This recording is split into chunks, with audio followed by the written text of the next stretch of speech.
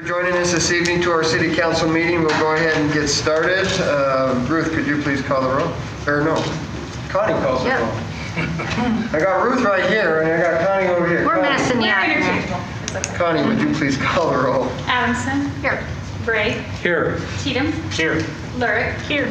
Ortega. Here. Stevens. Here. Black. Here. Thank you. If you'd please stand for the Pledge of Allegiance, after which if you'd remain standing for a moment of silence. I pledge allegiance to the flag of the United States of America and to the republic for which it stands, one nation, under God, indivisible, with liberty and justice for all.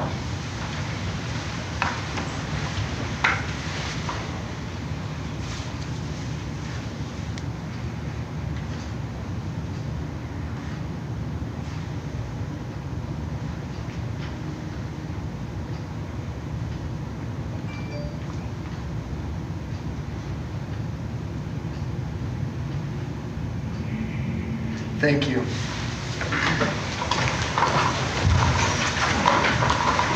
We will move to agenda item number 3 is a consent agenda. The following business items may be approved by one motion and a vote. If any one member of the council so desires, any matter listed can be moved to a separate agenda item. A, minutes. Council may wish to waive the oral reading of the minutes and approve the minutes of the budget development meeting of June 18, 2020 and July 2, 2020. The work session of July 9, 2020, the clarification meeting and regular council meetings of July 2, 2020, the July 16, 2020, and the special city council meeting of July 16, 2020. D, payroll and material claims. Council may wish to consider the payroll and material claims for the month of July 2020. Good evening, Ashley. How are you? I'm good, thank you. Good evening, Mayor and Council. Ashley Welsh, Chief Financial Officer. Tonight I am presenting the Payroll and Material Claims Report for July 2020. Total payroll and material claims for the month were $7,562,185. Payroll-related claims were $3,802,945. And we had changes in filled positions of a decrease of 2 full-time, 1 part-time, and 2 seasonal, for an overall decrease of 5 positions for the month. Vendor claims totaled $3,759,240, and some of the large vendor claims are listed below. We paid $1,660,499 to De Facto Inc. for airport construction. We paid $145,552 to Mickelson Construction for street and water, for asphalt and gravel, and the remaining large vendor claims are listed below, explain 91.64% of all of the vendor claims for the month of July. On the back of the report, we've given you information on our July purchase card activity. We had 1,132 transactions for an amount of $272,003, and we had 138 cardholders with transactions for the month. We also had 4 purchase agents with monthly totals greater than $10,000, and the types of expenditures are listed for your review. This completes my report. Are there any questions? I have a question. Yes. The police bought a Kia Optima and a Nissan Altima. What are you guys going to use that for? They're detective vehicles.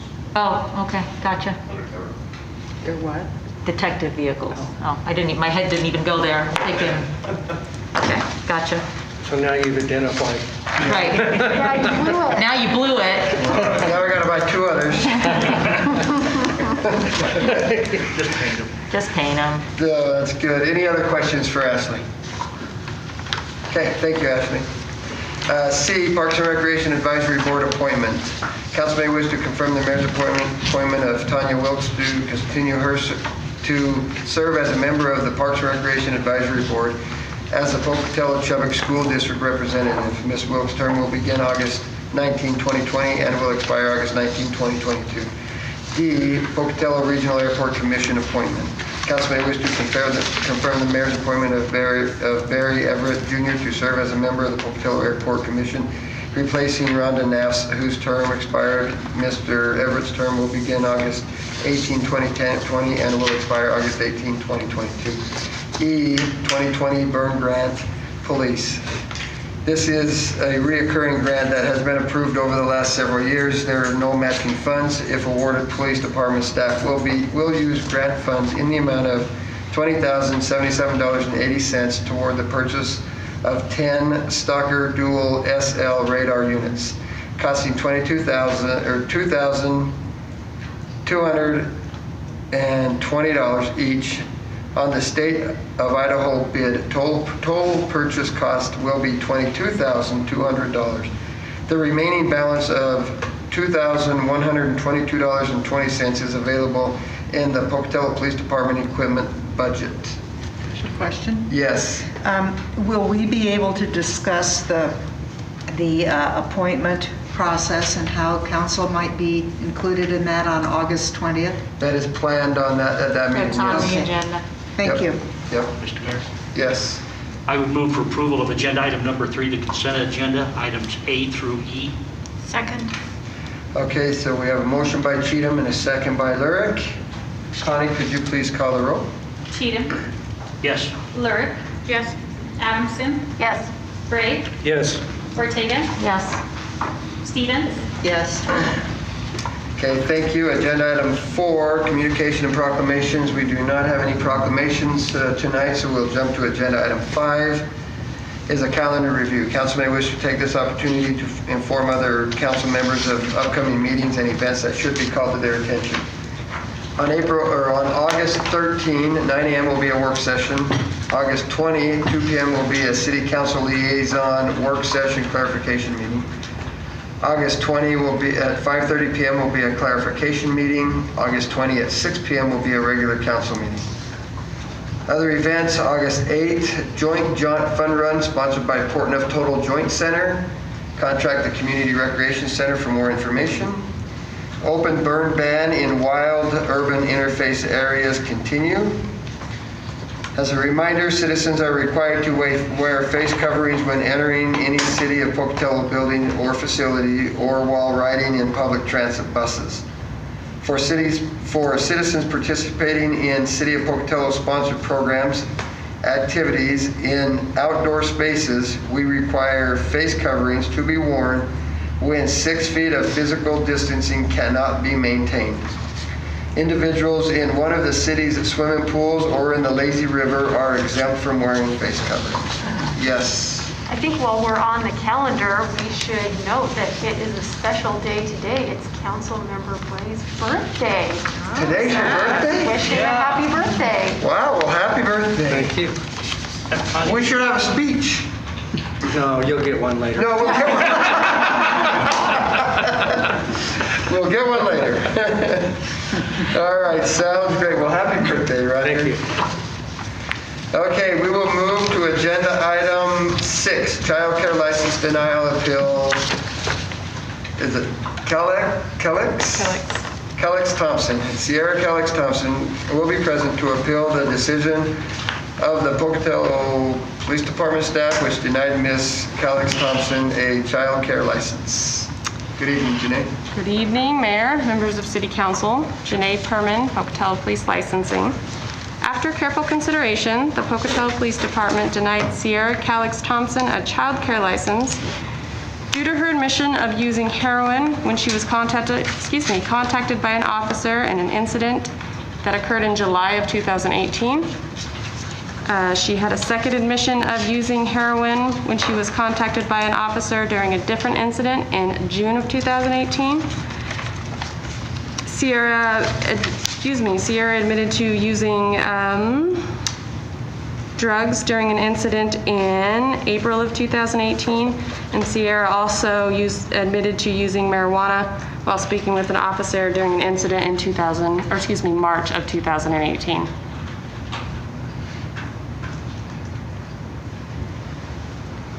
Okay, any questions for Janae? Do we know if she is engaged in any specific monitor recovery activities? I do not know that. You would have to ask her that. She'd be able to clarify. We'll have Miss Sierra speak in a minute. And so you're getting those dates and stuff from the police contact sheets? Is Correct, that where from the you're getting police them? reports, yes. Gotcha, thank you. Okay. Any other questions? And just as a reminder, Our period is within 10 years, not just, Yep, that is correct, 10-year time period. Okay. Other questions? I need an explanation of that. Okay, Sierra? No, I need an explanation of, So Oh, that felt like code, and I Okay, feel like so- I'm out of the loop. 10 within the years. previous 10 years of when they apply for the license is when this can be taken into consideration. Okay. Okay, We don't gotcha. go back Okay. 11 years. Gotcha, thank you. okay. Nope. All right, thank you, Sierra.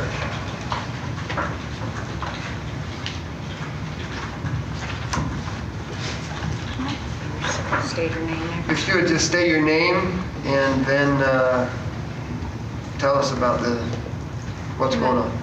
Sierra Calix Thompson. I can't So- hear you. I can't hear you either, I'm sorry. Sierra Calix Thompson. So I've been in recovery for 2 years. I'm in the MAT program through Health West, and I'm sorry, what program was that? MAT, MAT, okay. yeah. So when did you go into recovery, Sierra? August of 2018. I'm sorry, I apologize, but I'm gonna really need you to speak up, because with the mask and you're so soft-spoken, I can't hear a thing. August 2018. Okay.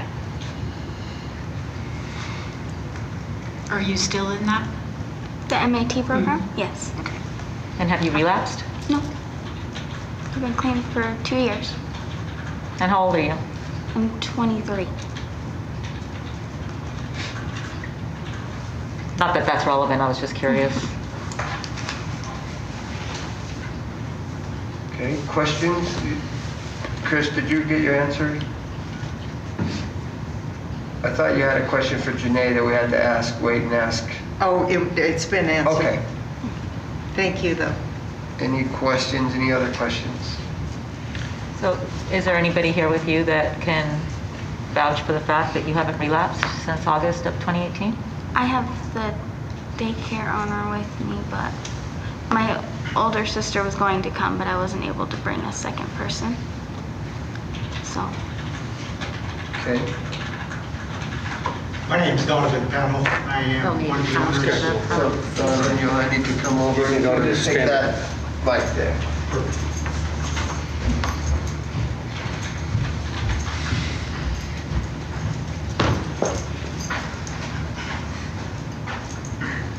My name is Donovan Pennell. I am one of the, I'm actually an employee to my wife to ABC Kids City Daycare. Sierra's been a friend to my daughters since I've been with my wife for the past 10 years. Sierra's had incidents with the recovery going into recovery, but being around her and her kids, and I trust her around my kids, coming to my home. I haven't seen her relapse at all. I see her with her 2 children. She's really good with her 2 children and her newborn that she got. I've been around her for the past 10 years, and I trust her being around my kids and the kids in the daycare. And when she was allowed to come in before the daycare license was denied, under supervision, she was really good with the kids, always maintained contact with them, very playful with them, teaching them like she was supposed to. I didn't see any issue there when she was allowed into the daycare, so. Okay, Councilwoman Stevens. Will she be the sole adult at the daycare when she's there, or will there be other adult? There will be other adults under my supervision, my wife's supervision, under our supervisor's supervision. She would be, if she was allowed to have her daycare license, she would be allowed or in a room with her own children to interact with and teach and take care of. But within your facility where there are other adults present? Yes, ma'am. And do you understand the liability that Yes, ma'am. you understand that? Mm-hmm. Other questions? I have a question for Janae. Okay, we have one for Janae, but Rick, do you have a? What is the MAC program consist of? MAT, Yes. it's I'm on a medication, and then I go to counseling through the doctor's office, and then I see a doctor. I was every week, then every month, and now it's spread out that I see the doctor for the medication because I've done so good for a long time. How long is the program overall? When will you complete It's as long as you need it, so. Who decides how long you need it? Me. Okay. So what do you see going forward with regard to your recovery? If you get to a point where you feel like you don't need the medication, then what? Then I talk to my doctor and get off of it. I know, but then what? What are you going to do about your recovery at that point? Just continue with my recovery. I see a counselor still. And do you do NA meetings or? I just see my counselor. There's NA meetings all over town I could go to, but I didn't have to go to rehab or anything. I left state, came back. How did you end up in recovery? I did it myself. I was over it, and so I just left state and came back, and I was ready to. Did you ever lose custody of your children over this? No. Okay. Any other questions for either Donovan or for Sierra? No? Okay. Okay.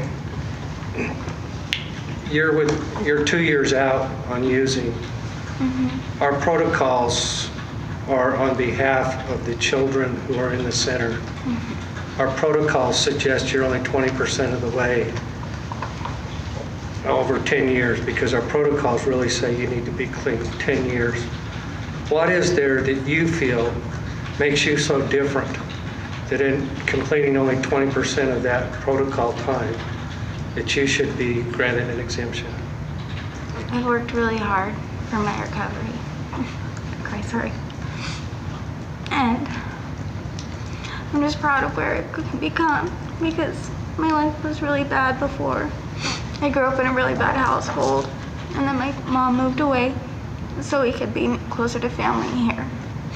And my older sister has 5 years, and my older brother has 8. And I just have a lot of help from my family, and I have 2 kids to take care of. And I've just been doing it.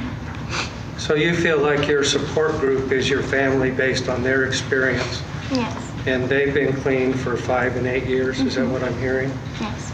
And so that in and of itself is your own NA group? Yeah. Okay. Okay. All right, thank you. The two of you, thank you. Janae?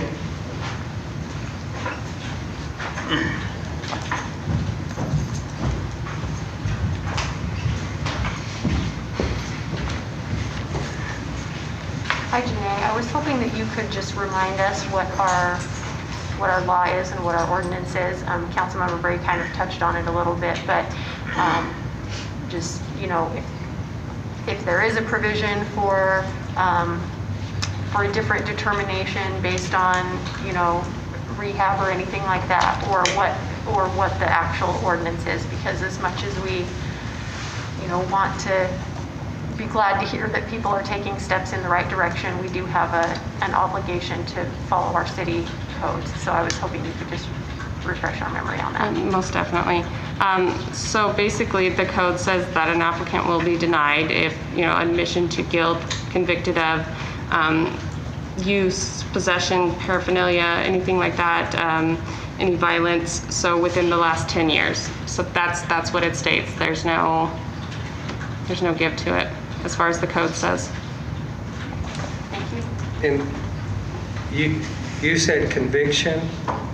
Admission to, conviction of. Admission to, okay. Mm-hmm. Or pled guilty to. Okay. Okay. Any other questions for Jenny? Okay, thank you.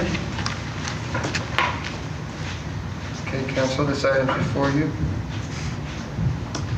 Mr. Mayor, Yes. I hate these things, but I'm not very tolerant of drugs. I would make a motion to approve, to deny the appeal.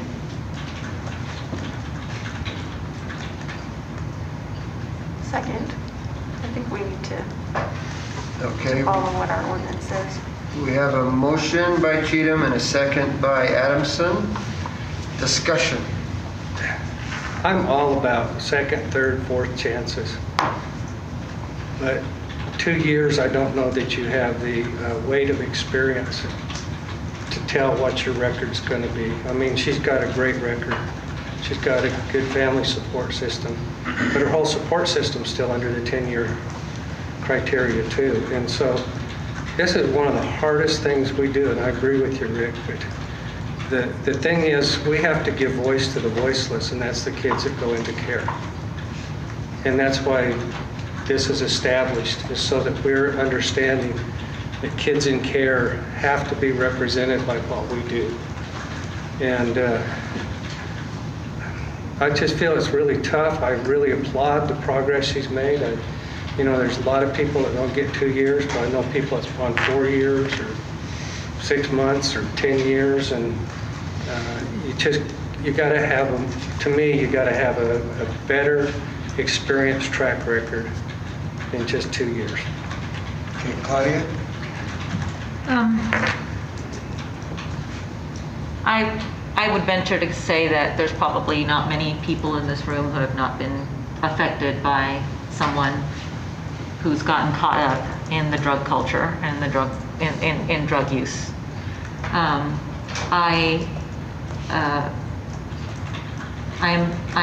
always hesitant to judge somebody today for something that they did 2 years ago, 5 years ago, however many years ago. Today, I'm looking at this person. This person is trying to pull herself up. This person needs to be able to work. She's got children of her own that she needs to take care of.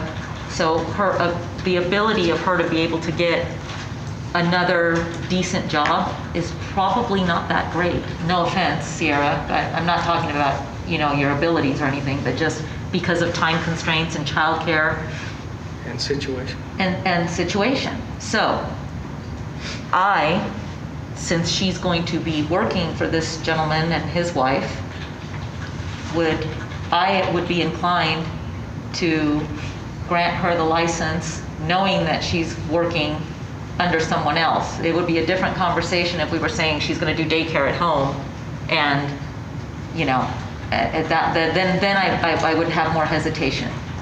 But based on that, I think anybody can make a mistake. She's not a 40-year-old, she's 23. So she got caught up when she was very young, and still very young. She's getting herself cleaned up. She's mothering her children, she's taking care of them, she's mothering other people's kids. So I would be inclined to give Sierra a chance, but don't make me look like a fool, sister. Is there a middle ground here? Because there are some times where we require testing for a couple of years, just to make sure. Is there a middle ground where there's an accountability that we could?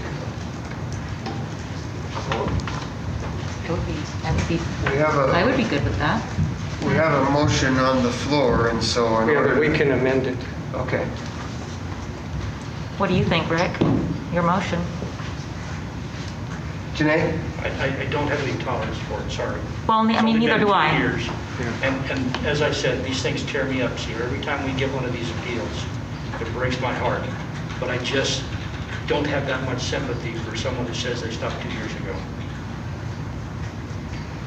Okay. Did you have a question for Janae? Yeah, Janae, do you remember us structuring in some drug testing where they go to a local place just like other things, and we require maybe once a month for the first couple months, and then every 3 months or 6 months, a structured thing? That is correct. So in the past, City Council made a determination, I would say, in a similar situation where drug use was an issue. We had the applicant, I believe it was on a 3-month basis, go in and provide a urine test, and we would get the report to whether it was clean, and then I would track that. So yes, that has been a determination by City Council in the past. Sierra, you already go to a physician, right? Does that physician drug test you when you go? So would you be amenable to disclosing the results of those drug tests to Janae?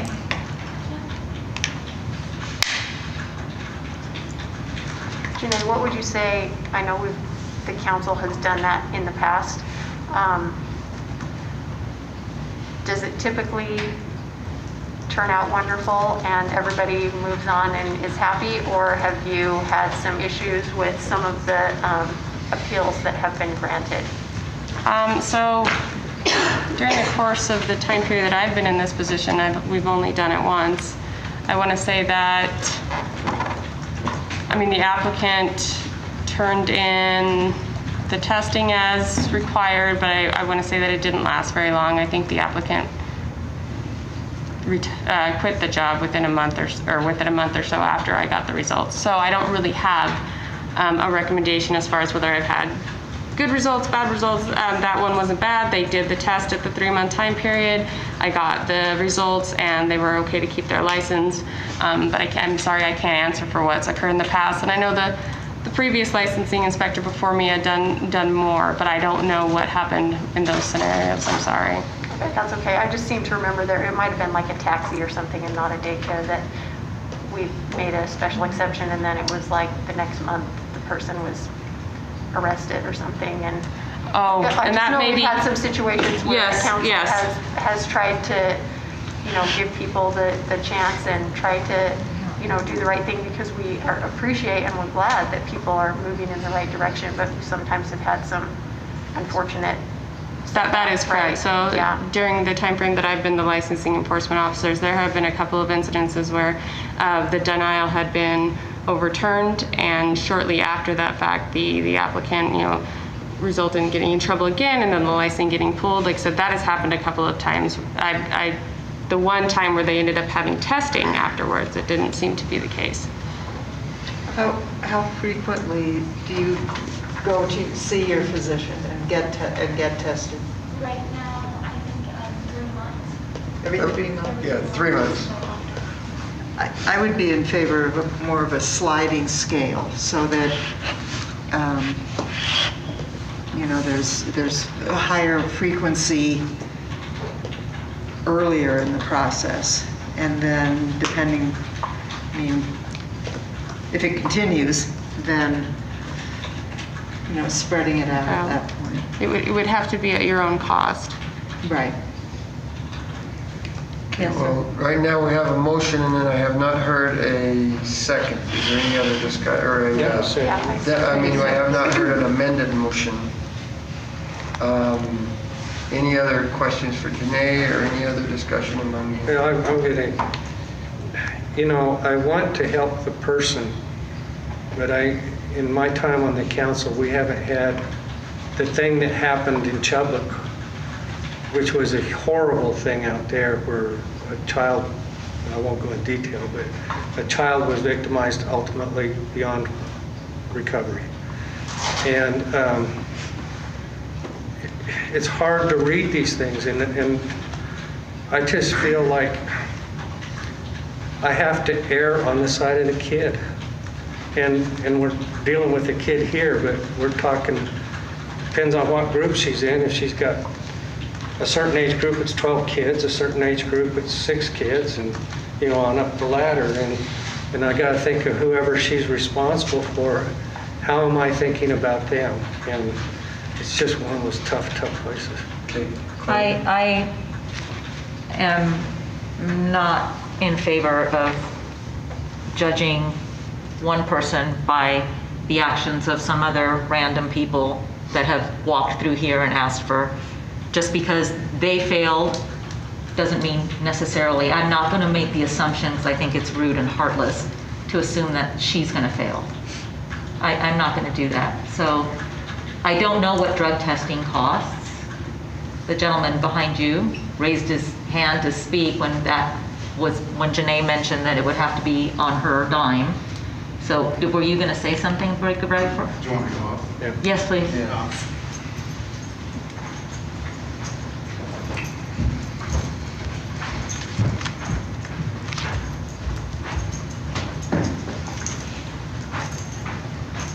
I would cover the cost for her drug testing every month, not just 3 weeks or 3 months. I drug test when I hire her anyway. But I would cover the cost for Sierra to have that drug test done every month. So who can amend the motion? Does Rick have to amend it? No, you can't. Anyone can. So then I'm going to amend, I'm going to make an amendment then, that, I don't even know how to word Or you that. can vote his down and then make a different motion. Okay.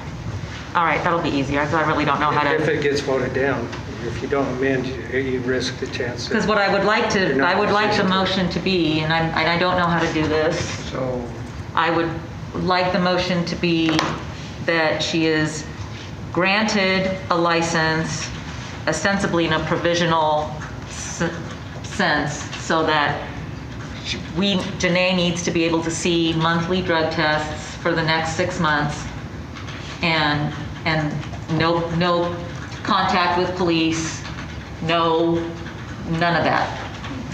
None of that.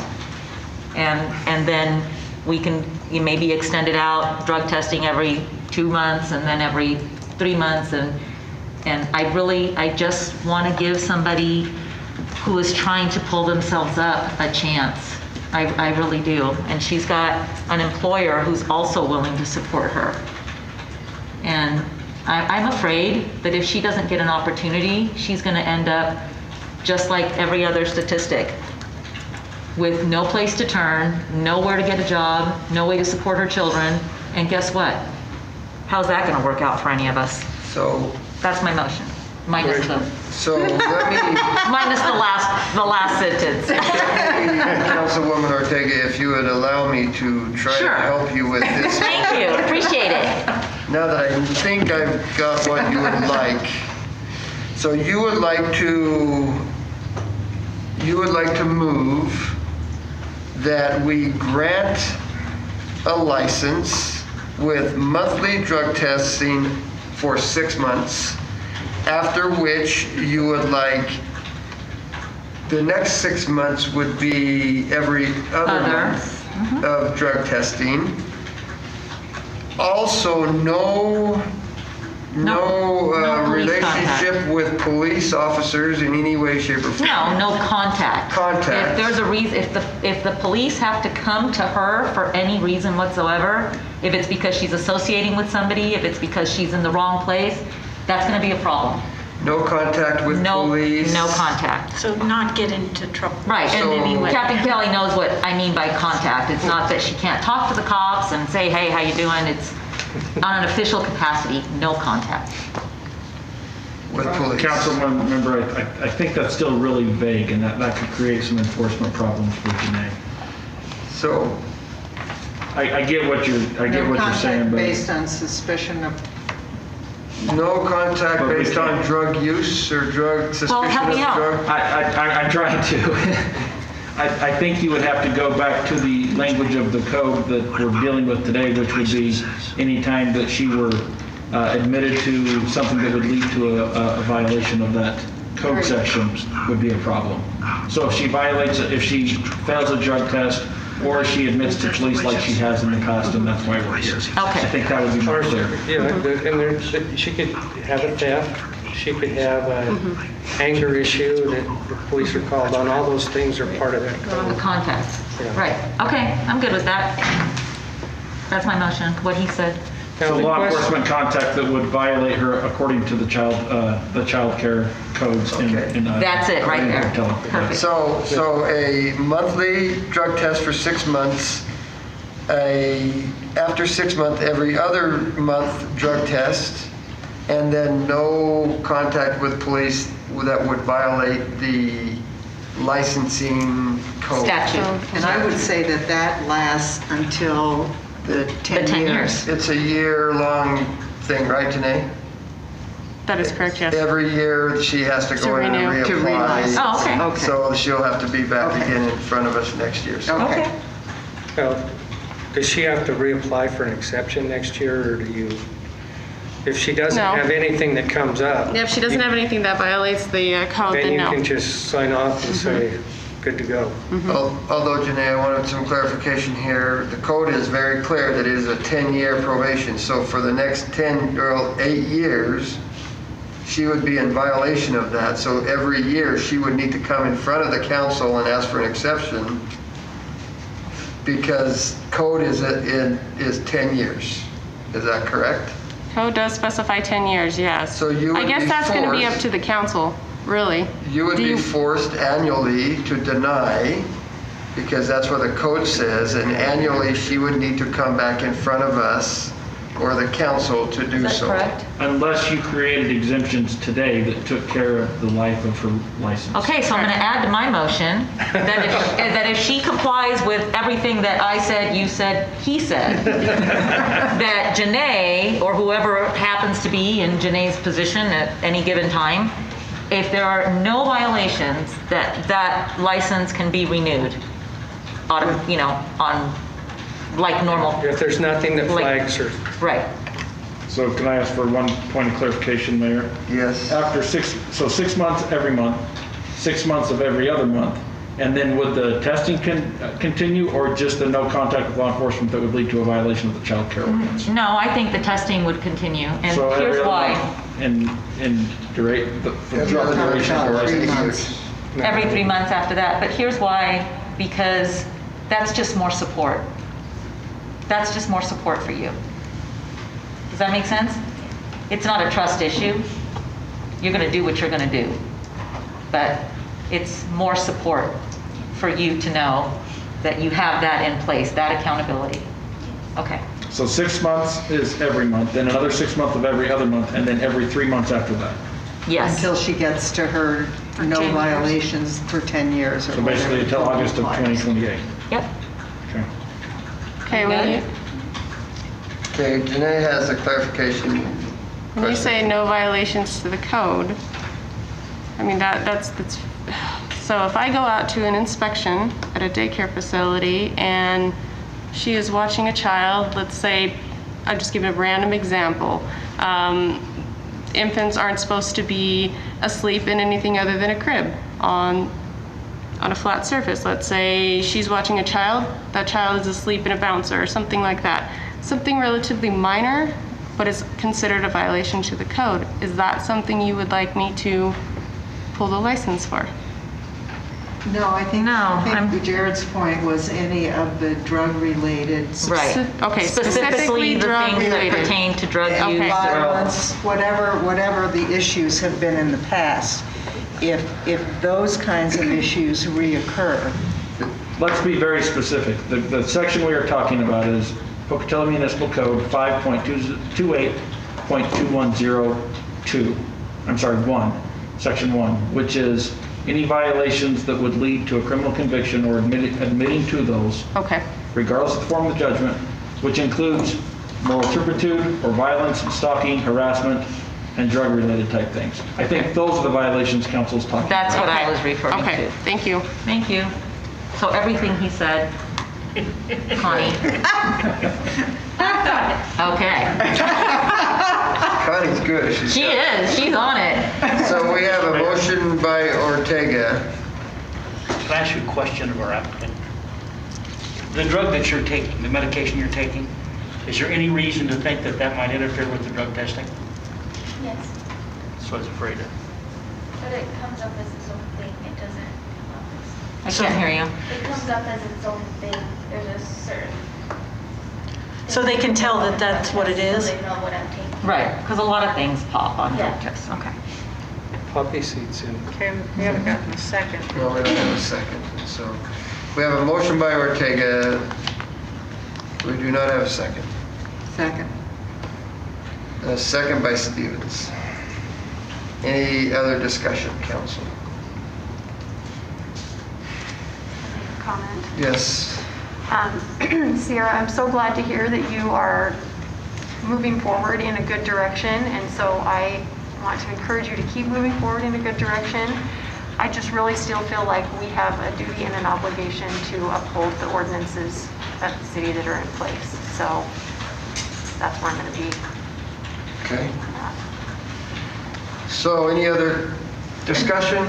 Just a clarification question. So how does this go down now? Or we vote on Rick's So- motion first and then So there's been a substitute motion, and so we'll vote on that. If that fails, then we will vote on the first motion. Okay. And I'm kind of the only person who hasn't said anything really, and I agree with everything that's been said. This is one of the most difficult things we do, and I'm very torn. I would say no matter how this goes, I would encourage you to keep going in the direction you're going, keep working on yourself and hang in there and don't become one of those statistics that was mentioned. So, and I commend you on what you've done so far and just keep going in that direction and know that however this goes, it's not personal. We have to think about the children and we have to follow our laws, but I would still encourage you to keep going and don't get discouraged. Okay. Any other discussion? Seeing none, we have a motion by Ortega, a second by Stevens. Connie, could you please call the roll? Ortega. Yes. Stevens. Yes. Adamson. No. Bragg. Yes. Cheatham. No. Lurick.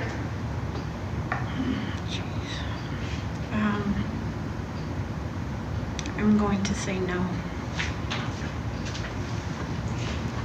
Glad. This is, like the council said, is very difficult for all of us. I also feel an obligation to children and to make sure.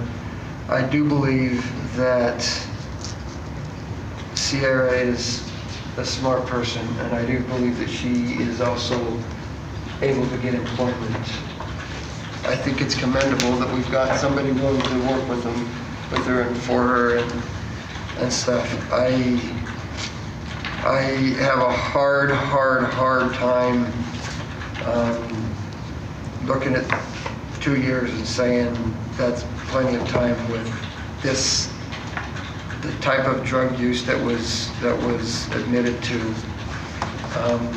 And so with that, I'm going to need to say no. So that, we have a motion, we need to vote on this first motion, right? Yes. Yes, so we have a motion by Cheatham and a second by Adamson to deny the request. Any discussion on that before we move forward? Connie, would you please call the roll? Cheatham. Yes. Adamson. Yes. Bragg. Yes. Lurick. Yes. Ortega. No. Stevens. No. Okay, thank you. That motion passes. And Sierra, I would ask you to please continue on and please do what the council is being encouraged you to do. Please do that. We'll move to agenda item number 7, open container waiver request, Urchel Memorial Services. Council may wish to consider a request from the Yellowstone Restaurant represented by Jen and Aurora Urchel and Mike McCormick for a waiver of the open container ordinance to allow alcohol to be consumed in the street adjacent to their business on August 15, 2020 from 11 a.m. to 6 p.m. for a memorial service. A block party permit request has been submitted to the street department for the temporary closure of the city street.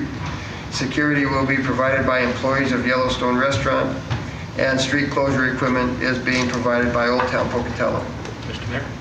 Yes. I would move for approval of agenda item number 7, the open container waiver request for the Urchel Memorial Service. Second. So we have a motion by Cheatham and a second by Lurick, and I would like to hear from Jan Urchel. before we vote on that. And so Jen, would you please, you told us you had a statement or something you would like to read to us. Would you please do so? Yes, so thank you, Mayor Blatt and council members. Most of you guys know Rory and me, and are probably already aware that Rory's brother, Rick, was killed in a motorcycle accident on July 17th in Island Park. They were born and raised in northern Minnesota, and we moved Rick up here the first time that we lived here. He had been in prison. He had made a lot of bad choices, and we kind of offered him a new, fresh start. And he was Rory's older brother, so it was kind of strange to be like, here we're the kids, but you know, we've got some things figured out, and maybe you have an opportunity up in Idaho where you can make some different choices and start fresh. So he came up and lived with us. I think it was in 2003 or 2004.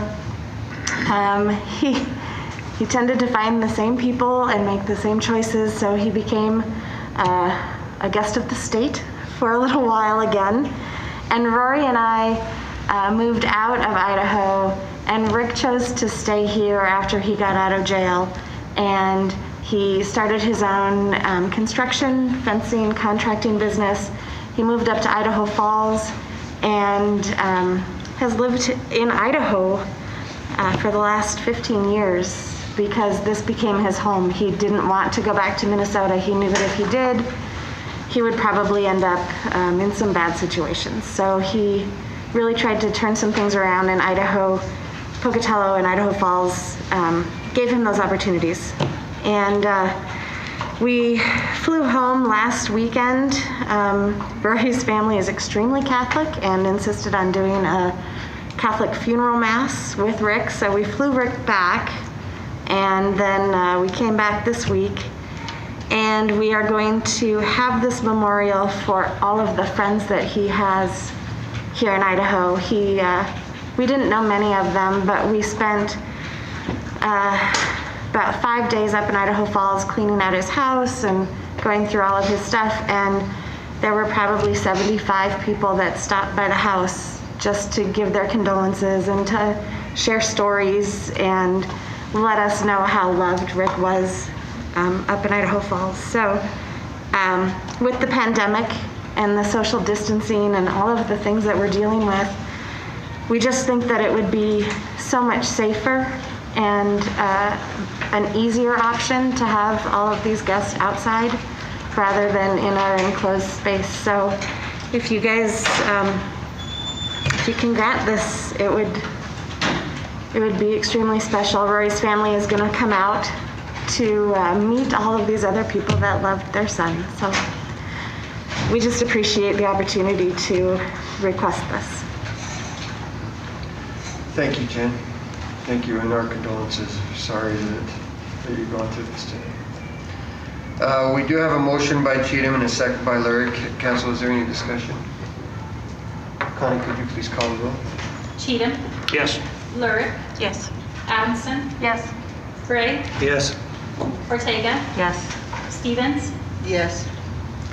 Thank you. Thank you. I do have one question. With this, do we still need to apply for our off-site alcohol catering permit? Yes. Okay. All right, we will get that done tomorrow. Thank you so much. Thank you. Okay, we'll move to agenda item number 8 is a public hearing, proposed fiscal year 2021 budget. This time has been set aside for council to receive public comments on the proposed fiscal year 2021 city budget. I will go through this public hearing process or procedure. It has changed a little bit with the pandemic. We will have a presenter. That presenter will be city staff, and she will have 10 minutes. There will be public testimony. That public testimony will be limited to 3 minutes per person. When you are presenting, please state your name and where you're from. Questions or comments should be addressed to the mayor and council. Council members, as a reminder, we are here to listen to the public. give us testimony. Next week, we will have the discussions and the decisions and be able to make the decisions from the meeting from tonight. We will open the public hearing. Staff will present. At the end of the public hearing, that will conclude all of the public comments for that, and council will be considering it next week for an ordinance. Is that correct, Jared?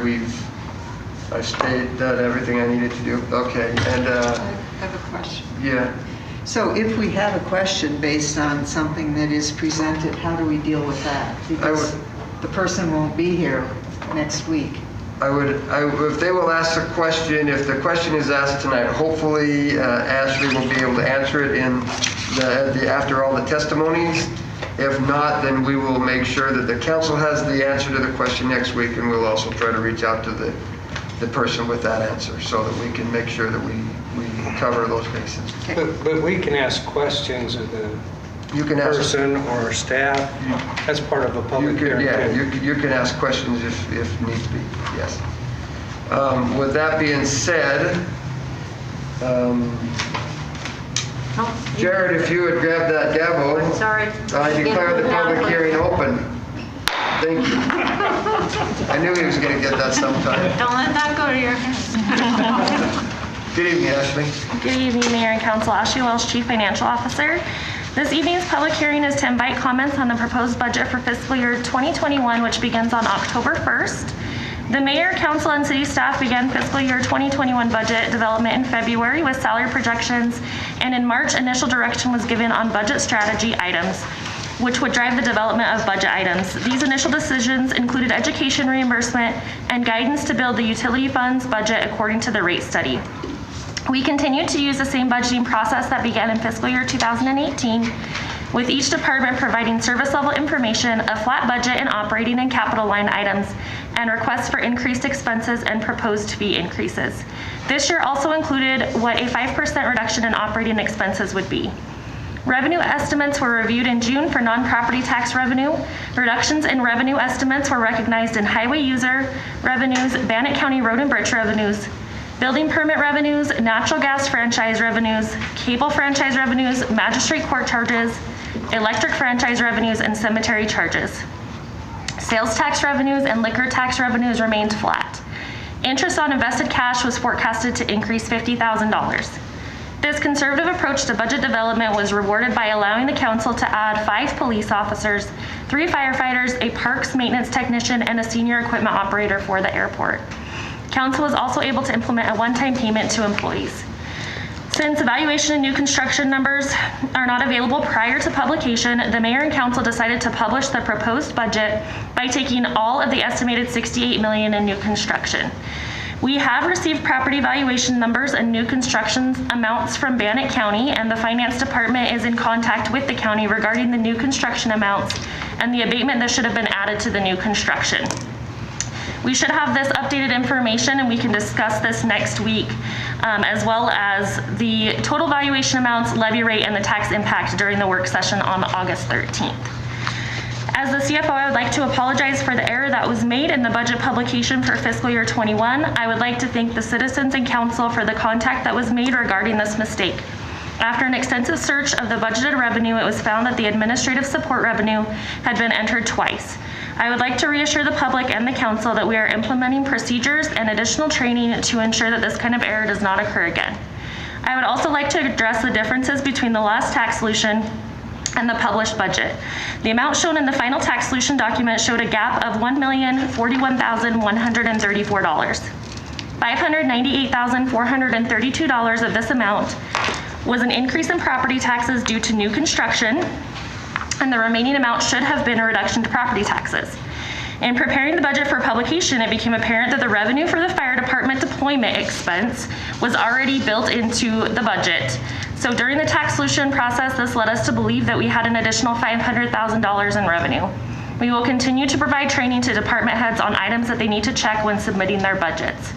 I would like to take this opportunity to thank the Mayor, Council, and City staff for all their assistance and hard work in preparing the fiscal year 2021 proposed budget. This budget addresses staffing needs as well as operating and capital needs for the services provided to our citizens. The city will receive public comment tonight and consider the budget ordinance at the next regular meeting of August 20th. This concludes my presentation. I will address any questions at this time. Councilman Bray. I guess I got a general question, and it might have legal overtones. How can we change a budget we agree on that is in a negative position of $1 million+ into one that goes to 500,000 more in taxes? Because we agreed to publish the $1 million reduction. That's where we were at when we last met. So the $1 million reduction did include $600,000 of additional tax for new construction. So that minus that $1 million gap, $600,000 of that was additional property tax for new construction. Okay, but we still are $500,000 beyond that. Yes, because of the revenue that was put in the fire department. And that was approved by council. It was supposed to be budget neutral, but the revenue was still in there from last year. And so when I went to put those in, I put the expense in and I went to add the revenue and it was already in there. So that was an oversight. But I guess we had a basis as a council where we, as a council, were told that this will be a $1 million reduction. That's what we left that day knowing. That's Heidi's prelude to her motion says, since we are giving back, I don't have the exact text, but since we are giving back in excess of $1 million to the taxpayers, I move that we publish. That's the prelude to her motion if you watch the tape. So I guess my question is, where are we legally in this situation? It seems like we published something we didn't agree to. The budget development process includes the estimated revenues, the estimated expenditures, the estimated property tax increases, everything, and that's what we spent many meetings determining. The publication is those numbers that we can't go above once we continue to have now the public hearing, another budget development meeting next week, and then have an ordinance in front of you on the 20th. And so that ordinance is the final decision. I totally understand where you're coming from. I'm saying, how does, I'm going to just say this. In conversation with people, I told them we were working and everything indicated that we were going to have $1 million reduction in taxes. That's what we left here believing that day. Now, I'm either a liar to those people I talked to, or I press that point. I mean, I'm kind of in that position. And so, and how does a person in the public have the opportunity to address a budget that's so mobile? That's so what? Mobile. It's not defined. Well, that's part of the, that's why it's called the budget development process. This is just one of many steps in that process. So you have not made a final budget But I know, decision but yet. I'm saying that they don't know what their target is when they talk, because it changed in, over time. I mean, we're looking at a $4 million differentiation from the first publication that went out to what we have now. I'm just asking how we get that far apart, and it's a legal document that we advertise. Sure, and my answer to that is, legally speaking, because we did the revised publication and we hit the criteria for those publications, we are legally in a good place. Okay, so we approved, even though we didn't, the amount that's going for extra taxes, 500 and some thousand. No, that approval will happen at the next council meeting. Okay. So nothing has been approved at this Nothing's point. been I approved. understand technically it hasn't, but we sent it to the public But we to did say this is where we approve what to arrived at. publish. Right, I guess I'm new. So hold on, just 1 minute, let's finish here, and then we'll go to the next. So, and that's just my point is, I think we got a lot of work to do, and I understand how errors are made. But every expenditure we made was based on what we thought was our floating balance, so to speak. Right. And so we had a false bottom, or a false area anyway. And so I think we got a lot of work to do on our budget, and then we'll just deal with that. I also saw in the publication, this is a little aside, that we only have $75,000 for economic development. I thought we included Ready in terms of economic.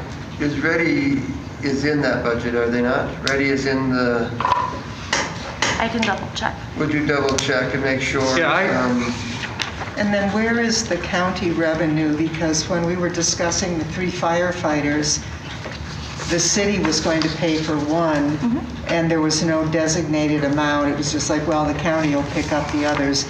So has that happened and been officially figured in? They haven't approved their budget yet. So that's in the ambulance fund. So basically, the way the published budget stands, the city is paying in entirety for 3 new firefighters? No, they're paying for one. They're what? They're paying for one, and the ambulance district is expected to pay for 2, but they have not approved their budget yet, so that isn't 100% certain. Right, so then we don't know that they're But going then to. how do you figure the money in if we don't know if the money's there? Well, we include it as an expense. It's the county's decision whether they want to cover that expense or not. If they say no, we don't add those firefighters. Right, so then when you're figuring the expense budget for the city, you're figuring the cost of 3 firefighters? No, of one. Of one. Of one, and then 2 in ambulance, which overall for the city as a whole is 3, but city taxpayers are only paying for 1. The county is paying for the other 2. That is how it's budgeted for. Okay, I just want to know where the numbers, because but anyway, we can deal with that on the 20th. So we have a follow-up real quick. The thing I'm looking at is on page 15 where it says expenses, general fund department detail, and it says economic development, 75,000. That I believe is left in simply for Bannock development, and Ready should be added to that. If my memory serves me, I think Rick, you were the deciding vote to fund Ready. We agreed to approve Ready's $35,000. So you know, so I believe that was on your, we had that meeting where we had a 3-hour discussion on what the title of the page should be. I forget what the title of the page is now. It was contributions. Contribution, and I believe that is in that I'll double check. line Make item sure. there. It's Because in that was added back contribution. in. Yeah. Okay, it's not under economic. It's not under economic development, it was under contribution where they put that. So, Chris, I'm sorry I interrupted you. I thought that Roger had a follow-up meeting, your question on what you had asked, but. No, it go was ahead. just, I mentioned it, I just wanted to Yeah, get there. no, that's good. So, Jared, you've been clear in the past, most recently with when you were talking about drafting the resolution that's before us tonight, about how you could only include in what you drafted what was talked about in the in the discussion that we had, where we voted to say yes, please draft a resolution. And I understand that makes perfect sense. But there's lots of parts of the resolution that were not specifically discussed, but they were carryovers from like the ordinance discussion. Okay, well, I'm just going with Okay. when I asked you about, making suggestions. You Sure. said, well, I won't be able to include it unless it was, part of the conversation, tonight. So that's all I'm going on, is what you told me. So now I find myself in a situation where, and I went back and reviewed the tape, and at approximately 6 hours, 41 minutes, and 9 seconds, Council President Adamson did a summary for the people watching, and she said how grateful she is to city employees for sharpening their pencils, what a great job everyone had done. And given the fact that we are at the city will be asking more than $1 million less this year than last year, plus at that point the hopeful property tax relief from the state, she made a motion that we publish this budget, and she motion to the screen that didn't show in the tape, but that was here. And based on that motion, I voted the way I did. And that motion is not the budget that was published. And the motion was not that we accept it, or it was to publish specifically the budget as per the discussion we had just finished. And we did not do that. So it appears to me that votes taken by the council can be followed or not followed on some arbitrary set of rules and regulations, because I did not vote for what was published. So may I just add something in here? And I don't know, and I'll double check. There was a motion to budget an X dollar amount.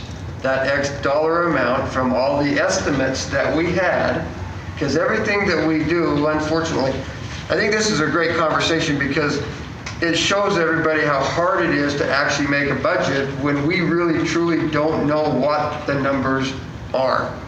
We rely on the county to give us the numbers. Everything that has been discussed is basically an estimate, and it's an educated estimate, an educated guess, but we don't know exactly what they are because the county does not get us solid numbers. In fact, we still don't have solid numbers from the county, as I understand it, right? That's correct. So, as I understand, the question was, we will publish a dollar amount, whatever that dollar amount was, and that's what was published. The change is we were under the impression that there would be $1 million less, but that was from the estimates of what we anticipated happening. And with that being the case, as Ashley stated, there was a $500,000 revenue in the fire department's budget that did not have the expense next to it. So automatically we run into that issue. There was right now, as we see it, and as we've been told from the county has made a mistake on new construction. We anticipated $20 million of new construction. The county gave us a number this week, I'm thinking. Yesterday it was 15.7. Yesterday at 15.7. So Ashley's jumped in the middle of it and said, wait a minute, there's something wrong. And so she's got to the county. The county has said, yeah, we believe that you're right. There is something wrong. Their revenue or the new construction is definitely more than that.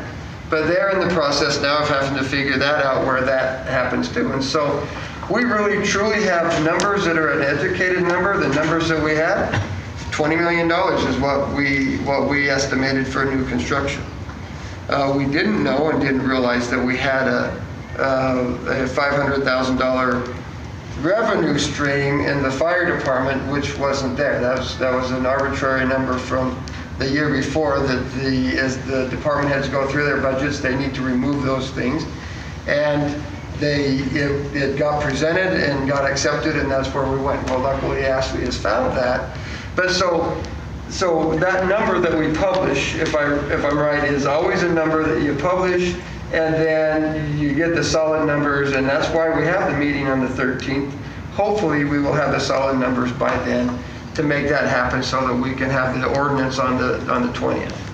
And so I just want to be clear that yeah, we asked to publish one thing and we had an understanding, and I think that we ought to, hopefully with the new construction, that we will have those solid numbers and we will see those reductions. But that's still up in the air because the county has to fix that, correct that issue.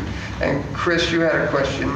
Well, I appreciate everything you've said, but I think what you're saying it's a bit of a red herring, because the reality is that the budget, and I will speak only about me, I voted for a budget that had $1 million+ going back to the taxpayer. And I understand, and I understood then, as I understand now, that there were estimates in there. But I assumed that those estimates would be reflected in the published budget. And yet, when the first version of the budget was published, which we all know included a multi-million-dollar error, that budget was just wrong, erroneous. It had an error in it. So then the second budget came out, and where we had, with no particular communication with council, or with, hey, this is what's going on, you know, et cetera, et cetera. And so this corrected budget comes out, and the net result is that since the $1 million+ that we were supposedly voting to give back to the taxpayers had evaporated, and we were asking for an additional 500 and some odd thousand, essentially we went from giving back more than $1 million to, you know, almost $2 million got lost in the shuffle in the corrected budget with no communication to council, no information. And I, for one, and that wasn't due to the county. That was another error. And so I, for one, have I don't have much faith that the published numbers are correct either. And so at this point, I believe we need to, not entirely, but we need to in many ways start over. And because we need to know what we're talking about when we're making decisions. Every decision I made was based on erroneous information. Okay, Claudia. Well, I want to start with, I know that anybody can make a mistake, but now we're talking about 2 mistakes on the same budget that have put all of us in a very difficult situation. I appreciate your primer in the budget process, Mr. Mayor, but the bottom line is this. I was asked to vote to publish a budget. I voted to publish that budget, and that budget was not published. So now my question to you, Jared, is, or here's my request. I would like you to ask the Attorney General how legal this is. Because if we vote for something, if we vote for a particular motion, and then something else is done without 0 input from us, I would like the Attorney General to tell me that that's how it is, because if that's the way it rolls, then we're all just superfluous. What's the point? I'm not sure what your request for the... I want you to ask the Attorney General, is it legal to publish a budget that was not voted on by the council? And then that was not voted on, not the mistake budget, not the first one, that's where the $2.5 million mistake was, but the second one, the revised one. That one should never have been published without us having had a special meeting where this could have all been explained to us, and we could have voted, okay, we understand, let's vote to publish it. We were completely cut out of the process, and this is the primary job of the council is to set the budget.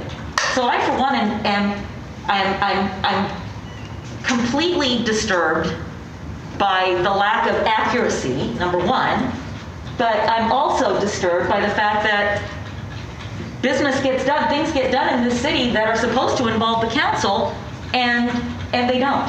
So I'd like the Attorney General to tell you, so that you can tell me, that that's the way it is in Idaho. I can ask. I'm not sure they're going to weigh in on a situation like this, because this is a city issue that we handle at the city. Well, but I'm asking him to interpret Title 50. No, I understand. And because Title 50 is pretty clear. I'm not even a lawyer, and I read it. And it's pretty clear to me that it says that the council must approve the budget before publication. I did not approve what was published. I did not. Did you? Okay. So this is very troubling to me. And going forward now, I'm very concerned about what am I voting for when I vote for things. Because if this happened with something as trivial as the budget, well, for goodness sake. Trivial. Okay, yes? I just want to make one comment about the budget process and about estimates. I mean, my understanding, this is my third budget that I've worked on, and they've always changed because we are working based on estimated figures. So even what gets published, but even after it's published, what we approve, and even after we approve it, the actual final budget, there's changes at every step of the way because we're making the best, most educated guesses that we can make in order to complete this process by the deadlines that are set in state law. We have to do it, but we don't have all the hard and fast numbers when we're doing it. So I think we do the best we can, but we know that it is always going to change. And in my limited experience on the council, it has changed every year, but it is close to, you know, what we talk about and the things that we approve, the expenses that we approve, and the positions that we approve, all of those kinds of things, we stick with that.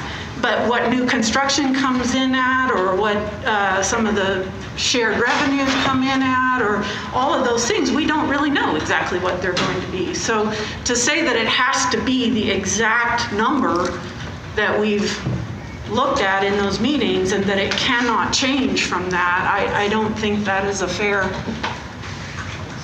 statement. So what I want to do is there any other questions for Ashley? Chris. Yes. Chris. Am I correct that there was an error, an arithmetical error, an entry error in the first erroneous budget that was published? Yes.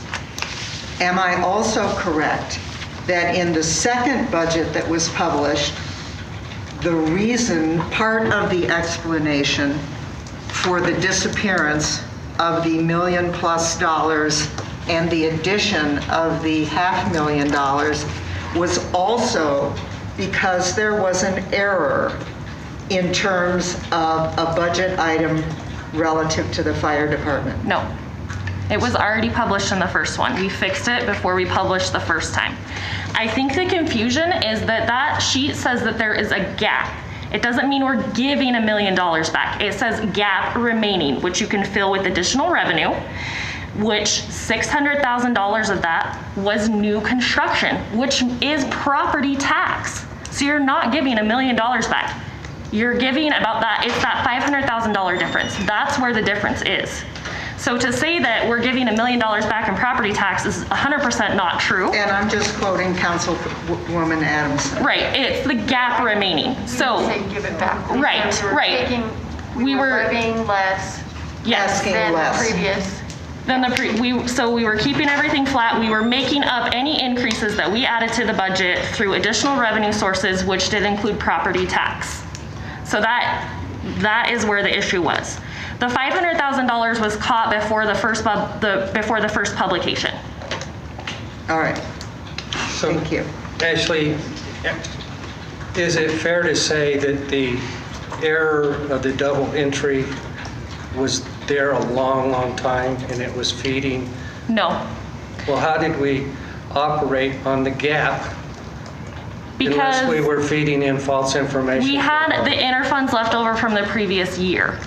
So those change by pretty minimal amounts, generally like $10 per department. And so we just had them in there from last year. We went in there and updated everything to match what the council had, the guidance given. So we added, everything that council wanted us to. We took out everything that council wanted us to. We recalculated those fees. When we were putting in the administrative support, it should be broken out per fund, which was left over from last year because that's just how our budgets run. It was put into a different account line, so it was technically in there twice. So it wasn't until like 2 days before the publication went to the paper that was done. Okay. Well, how did we get, I guess my mystery is, because this is my 13th budget, and I've never seen our gap vary but a few $100,000 at the most. At the most. And I really haven't seen a whole lot of change in any budget I have seen the change be in the amount the county assesses, therefore our levy rate. That's what I see as the most fluid thing in our budget, but I've never seen it flow very much. I don't remember the council doing very many changes at all on the 13th or the follow-up meeting, because we had produced a very solid budget that we would live with. We may have had discussions about changing it, but we really haven't, in my memory, changed very much in the follow-up meeting from the public hearing. And so to say that we're in flux up until the 20th is not something that my experience tells me we've done. Usually the 13th is a follow-up meeting with a few things discussed, but not very many. And the 20th is the slam dunk on what was decided in that in-between meeting. And so I'm just saying that to me was a false basis for us, even though we added stuff and that, I understand that. But the gap is something that we were functioning on the basis of. And it was, and I remember somebody, the day we approved publication saying, is it that number right there? Mm-hmm. And being reassured it was that number, which was the million plus. 1,041,000. Yeah. It should have been, if we take $500,000 off of that, that's what it should have been. Okay. So $600,000. So we should have been down About 600. 400 some thousand or something. Yeah, we should have been about 600,000. That's what the gap should have been, which was covered by new construction. And so your explanation tonight is that because the county has, what's a good word, not fulfilled their duty to us. I think they were supposed to report before today, weren't they? They actually sent it out on the 3rd, which is when they're supposed to. It was dated the 3rd of August. So I just got it in the mail yesterday. Okay, but they have their own set of errors or challenges, I guess. In new construction, that yes. we would look at, and their record of some of these abatements retiring might not be as accurate as they should be and some of that stuff. And yeah. That would be for the additional 48 million we put on our estimate of Correct. 20 million. Yep. Okay. And I have emailed the county, and they are working with the state tax commission to get that fixed. Okay. So I'm hoping, I'm guessing we will have numbers by the time we meet next week. Okay. If we don't have numbers, when we meet on the 13th, I can't make decisions. I mean, I can't spend money or save money when I don't know if that money even exists. So if it can't be, if we don't have those numbers by the 13th and we have until the 20th, then it may be that we have to do that meeting on another day, because I as professionally cannot make monetary final decisions based on any kind of guesswork, no matter how accurate. Ashley will be working with the county, and hopefully the county will get that squared away and stuff like that. What has really truly happened is they've left the abatement completely off, and so we're pretty confident that it's an easy fix. They just need to fix it. Did they maybe leave it off last year too? No. Okay. No, it would be, this year would be the year it would happen, and so that's, I mean, but there again, right now we're at the mercy of the county, and so before the 20th, when we will, hopefully before the 13th, we will have the actual numbers of what the county has got to get us. And I anticipate this whole discussion right now really truly with that $600,000 void being null, because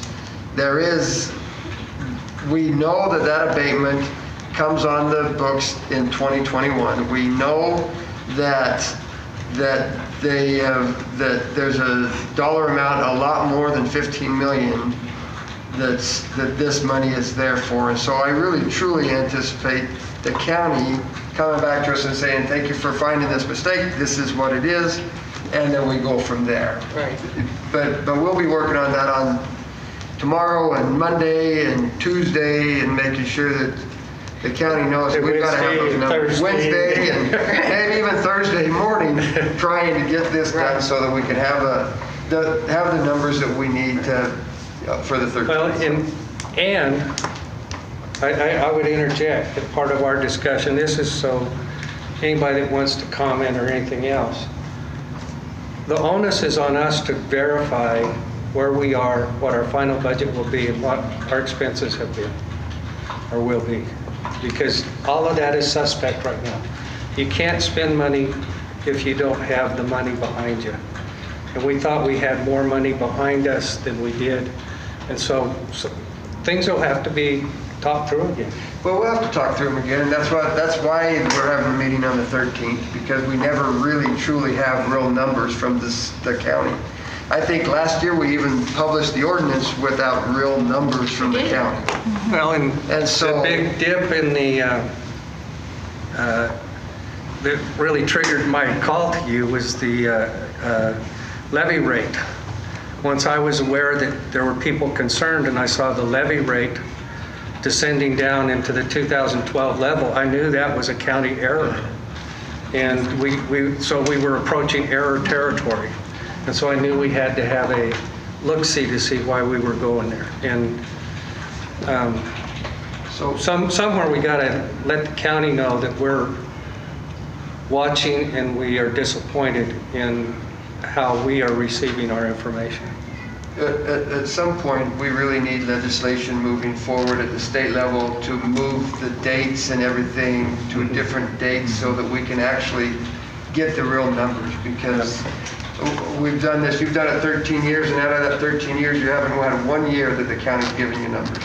Well, I will say we had more cooperative assessors than other times, and they would push to get us better levels. And I would agree with that, but there again, at the same we would come pretty close. Yeah. And the only difference was what they did in their hearings. That was the only difference, is what the commissioners might adjudicate in their hearings. Sure. Okay, any other questions for Ashley? All right, thank you, Ashley. Real quick, before you leave, have we had any other correspondence, written correspondence that we have not received yet? Everything that I received, I sent on to Ruth and Connie. Thank you. So the council has that. Clerk, have we had any other correspondence? So the council has all of those written correspondence. Okay, perfect. Thank you. Thank you very much. Then at this time, we would like to ask for testimony from anyone, quite frankly, for, neutral, or against the budget at this point. They can call in, give them the number. You need to sign in there, Mayor. There's a sheet there. No, we don't have a call in. So sign in here? Yes, please. If you would sign your name. What else? They need just their name and where they're from. And then if you would be so kind as whoever wants to do that again, if you'd set that clipboard on that seat right behind you there that's vacant, yeah, somebody else can step up and that will maybe help. Does it this have process. on there here in support, against, or? No, it just says name If you and could, address. since we're going out of we have no order at all, if you wouldn't mind either stating that as you stand or writing it on there, please. For, against, or neutral. Yeah. Thank you so much. Yes. My name is Lydia Noble, and I live here in Pocatello up by Highland High School area. And I also have 30 years of experience out at the site, just retired last year, in a business capacity. So I've worked with budgets, I've worked in accounting, finance, procurement, a little bit of everything when I worked. I also am part of the Pocatello for Accountable Government Entities, which is what's spurred me to get involved now that I'm retired. And I do not agree with the budget. And the reason I'm saying that is, Mayor Blatt, I heard your comment at one of the recent city council meetings that because people aren't coming forward, that there is some thought that we're happy with what's been going on in the city. And I'm here to tell you that that's not what I'm hearing from the people that I talk to. They're still very upset about the budget, and they're still very upset, of course, about the property taxes. So I've looked at other cities' budgets, and not just Idaho Falls compared with Pocatello. but I've also looked at Twin Falls and Caldwell. Those two cities are very, very comparable to Pocatello. And I'm here to tell you that their budgets, even when I've normalized them and removed out the departments that we don't share, that aren't common between us, they have much less money in their budgets than what I'm seeing in Pocatello. That concerns me. And I'm wondering why the city is not looking towards other cities, because if there's something that they're doing, that they're saving money and not expending as much as Pocatello, we need to learn from that. We need to find out why that is. I've also looked at what I consider to be a red flag in the 2019 annual budget. And that's the chart where it shows that the city has 10 employees for every 1,000 of people in population in our area. I'm here to tell you, Twin Falls has 6. And Caldwell, I just spoke with them yesterday, Caldwell has somewhere between 4 and 5. That doesn't compare well with Pocatello's 10. And I don't understand that either, so I'm here to try to figure that out. And the other thing is, Caldwell explained to me, without my even asking, that they control their personnel, their permanent positions of personnel, very stringently, because that's one of the things that controls the budget. So I'm wondering, are we thinking about these things? Have we checked with other cities as to what they're doing? That's a very bad metric for Pocatello, if you ask me. Also, I'm not here just to complain and tell you that I'm against the budget. I'm going to tell you, I have a lot of business background. I would offer my services. If you need somebody to do a double check on what you're doing, math, Excel spreadsheets, I'm an expert at all of that. I'd offer my services for free, so you're not going to cost the taxpayers anything extra. So I would do that. Thank you for listening. Thank you.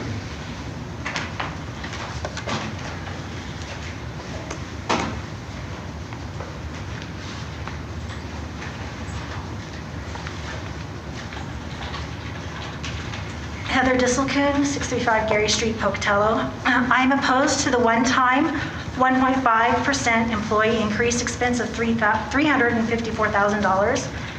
Approving this expenditure in addition to the costly one-step increase in 1 year after a 6% raise is not responsive to the hardships your citizens have endured.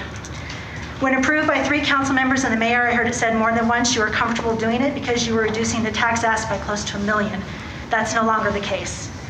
I'm also opposed to the $50,000 incentive tied to the HealthJoy app.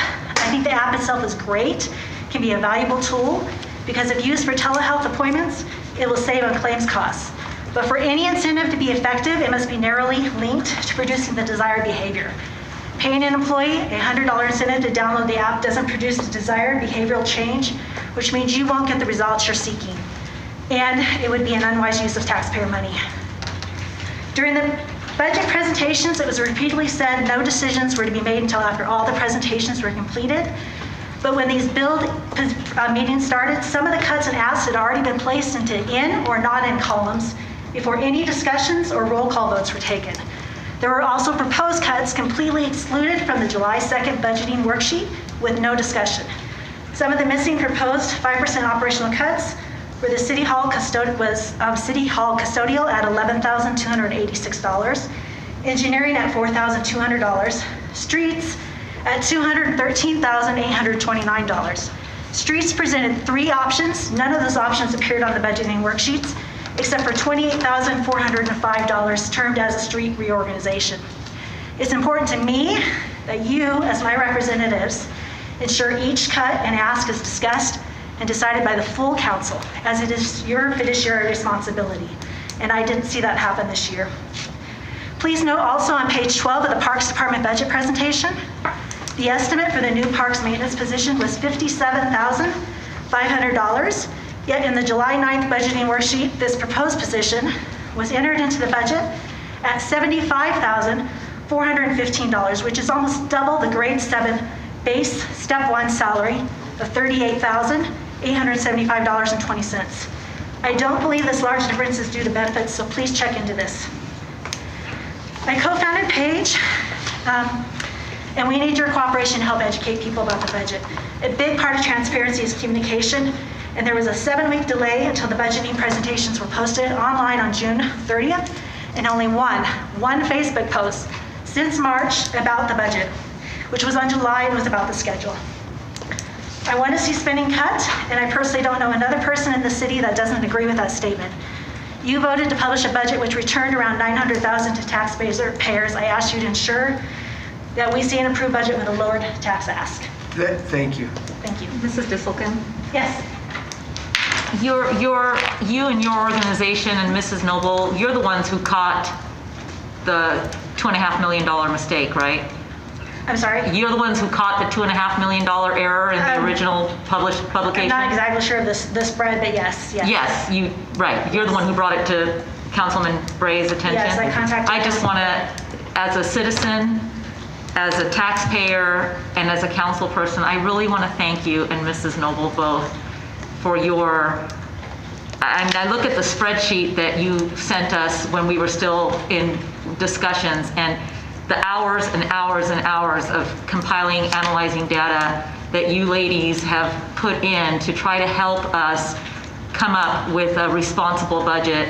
I can't thank you enough. And if you hadn't noticed that error, we would be in a $4 million shortfall next year. And that would end up resulting in massive layoffs in order to be able to make up that money. So thank you very much, very much. Well, thank you. And we don't want anybody to lose their jobs No, necessarily. but We don't. no, but yeah, I thank you very much for everything that you've done. Thank you. Thank you.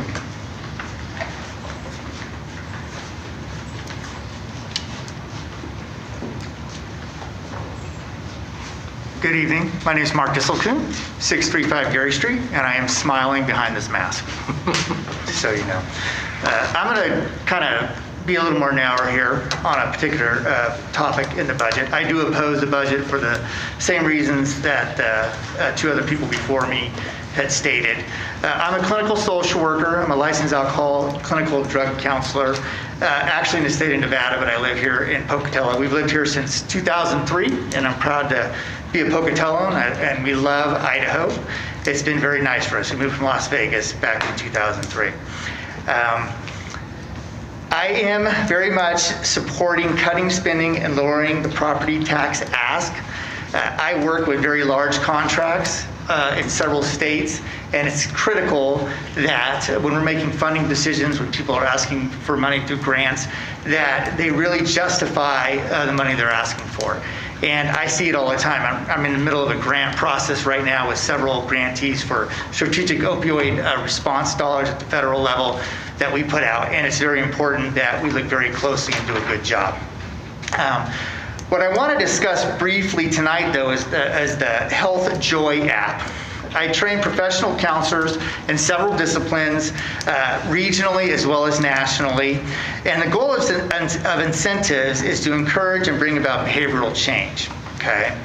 The way the current proposal is written will be ineffective based on empirical research on incentives that I'm very much aware of.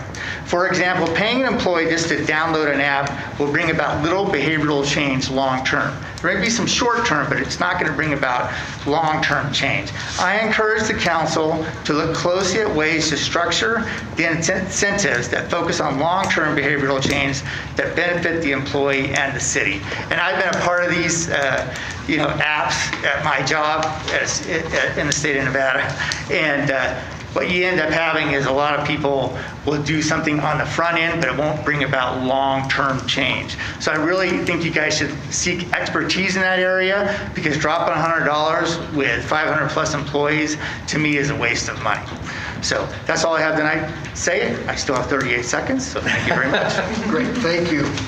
Saving all the way around. Did you sign in? I did. Yeah, he did. Perfect. He did. Thank you. Any other comments? For, against, or neutral? Okay, thank you. Then, seeing no other comments, I'm looking outside and not seeing anybody coming in. We have a couple people that are outside to help people come in when it's time, and I'm not seeing any. So with that, Ashley, would you like to, maybe you could answer some of these questions that were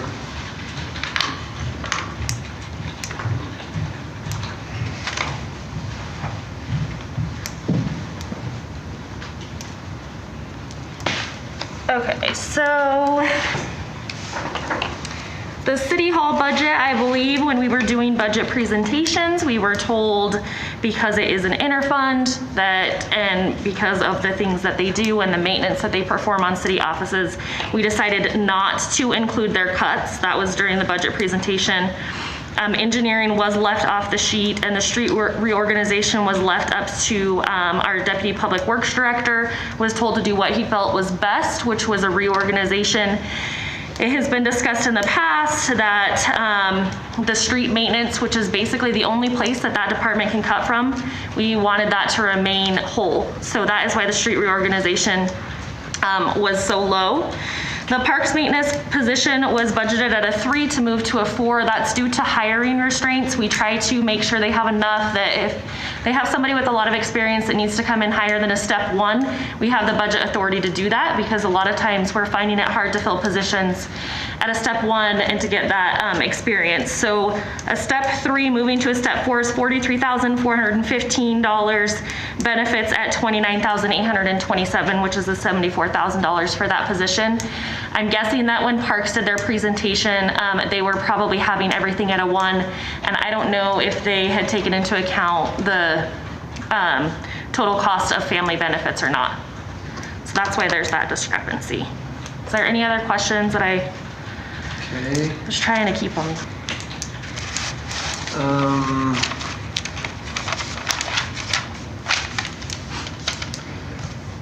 There were some questions about Twin Falls and Caldwell, and I'm pretty confident that you'll need to probably reach out to them, or somebody will. Maybe we'll have our HR director reach out to them. Talked about number of employees. I don't know if it was a question as much as it was a statement that we probably need to really truly look into it, but I wrote that down. And we have done some research, and it is extremely hard, even though we have a finance department, they have a finance department. We all do different things. Our engineering department does something different than another engineering department at a different city. So it's extremely hard when we're trying to do those comparisons to really get apples to apples. But we can definitely look at it and see what we can find out. But that's one of the things that, working with Heather, we've noticed that it's really, really hard to find departments across cities that are exactly the same. And so that's kind of what we're running into. Well, and I know that Mrs. Noble ran into the same thing, and that's why she mentioned normalizing. So you might want to have a meeting with her so that maybe she can, I mean, she's very experienced in this arena, and when we're always talking about expertise, and we have a citizen who has the expertise and is willing to share it, I would think it would just be ridiculous to not take advantage of that. But she can explain to you how she normalized things, and maybe that would help. So we can look into some of those things, and yeah, there's no question things are different, but we can probably look into and find out what's happening there. So trying to think of the other questions.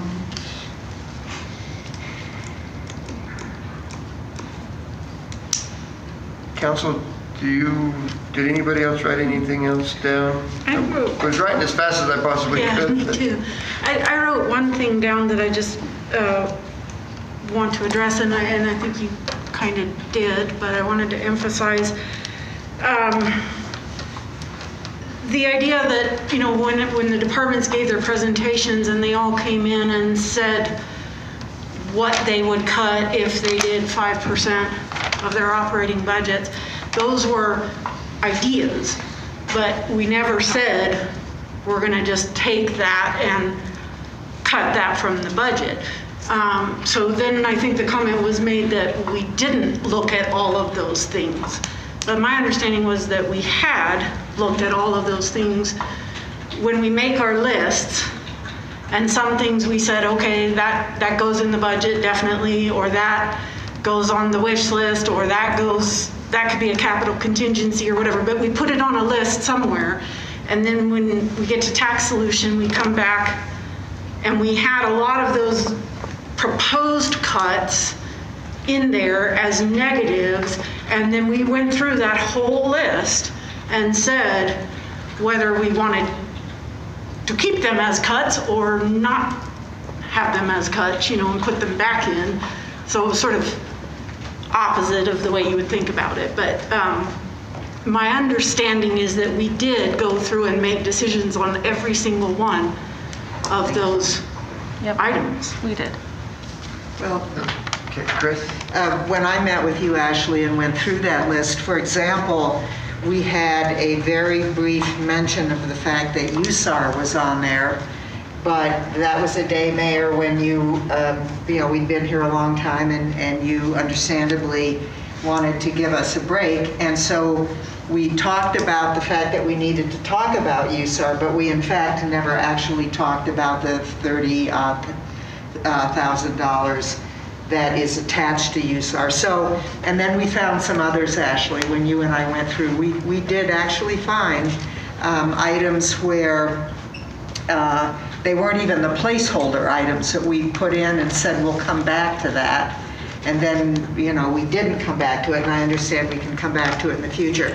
But there are at least a few that you and I verified that we did in fact not actually, as a council, have anything but a cursory discussion about its existence, and we did not make any kind of budgetary decision. So I believe that we were, to date, we have been a bit lax in ensuring that we thoughtfully consider every budget reduction that was offered by the departments after all their hard work.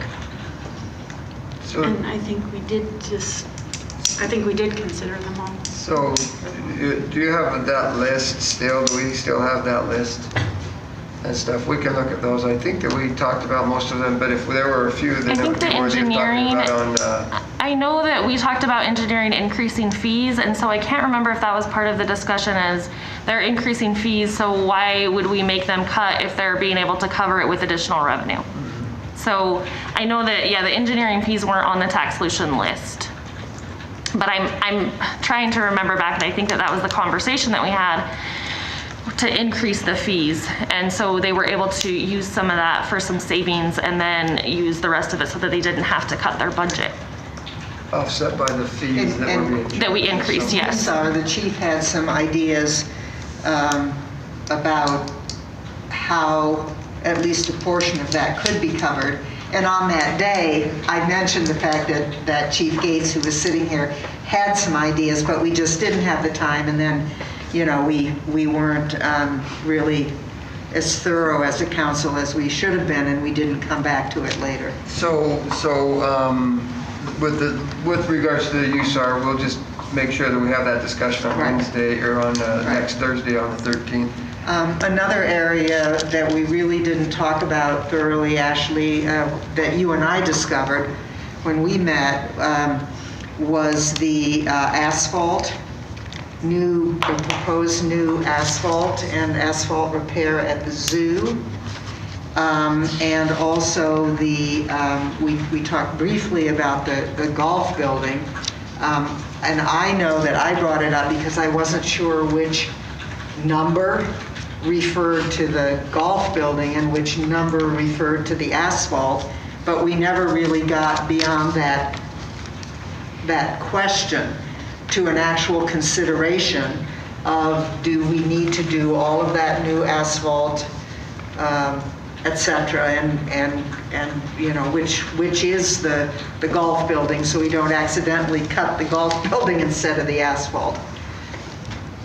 Okay, so I would ask the council if there's some of those things like that. I mean, you've got three very specific things that you don't remember discussing. If you'll on next week, sure, or at least let's send a list or something so that we make sure that we have that discussion next week. That would be ideal. All right. Did you make notes that day, actually? Yeah. Okay. And so we could do that. Okay, any other questions? I've gone through here again a lot of statements that I'll work with you on, Ashley, and to see if we can get some of this other stuff done, and then we'll go from there to prepare for next Thursday's meeting. Okay? All right. Thank you. Then, Jared, if you would, I declare the public hearing closed. Thank you. So that, let me just read what I'm supposed to read here. That will close the oral portion of the public hearing. Comments received from, or will be considered when creating the final budget, which will be August 13th. A work session will be start at 9 a.m. This will include an item agenda giving council the opportunity to receive further clarification from city staff and as related to the budget. The final budget ordinance is scheduled for the city council consideration on August 20th, and we'll go from there. Okay. Can we have a little break? Sure. Let's go ahead right now. It's been requested that we take a 7 minute. He said 7 minutes. I don't believe it. I'm going to say 5 minutes and we'll be back by 8 maybe. So we'll take a break for a few minutes.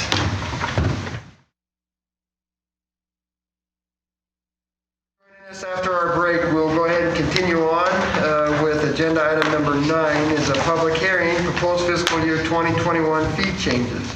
This time has been set aside for council to receive public comment from proposed fee changes proposed for fiscal year 2021. I don't know why we didn't grab that gavel, but I know why. Would you please, I declare the public hearing open. Thank you.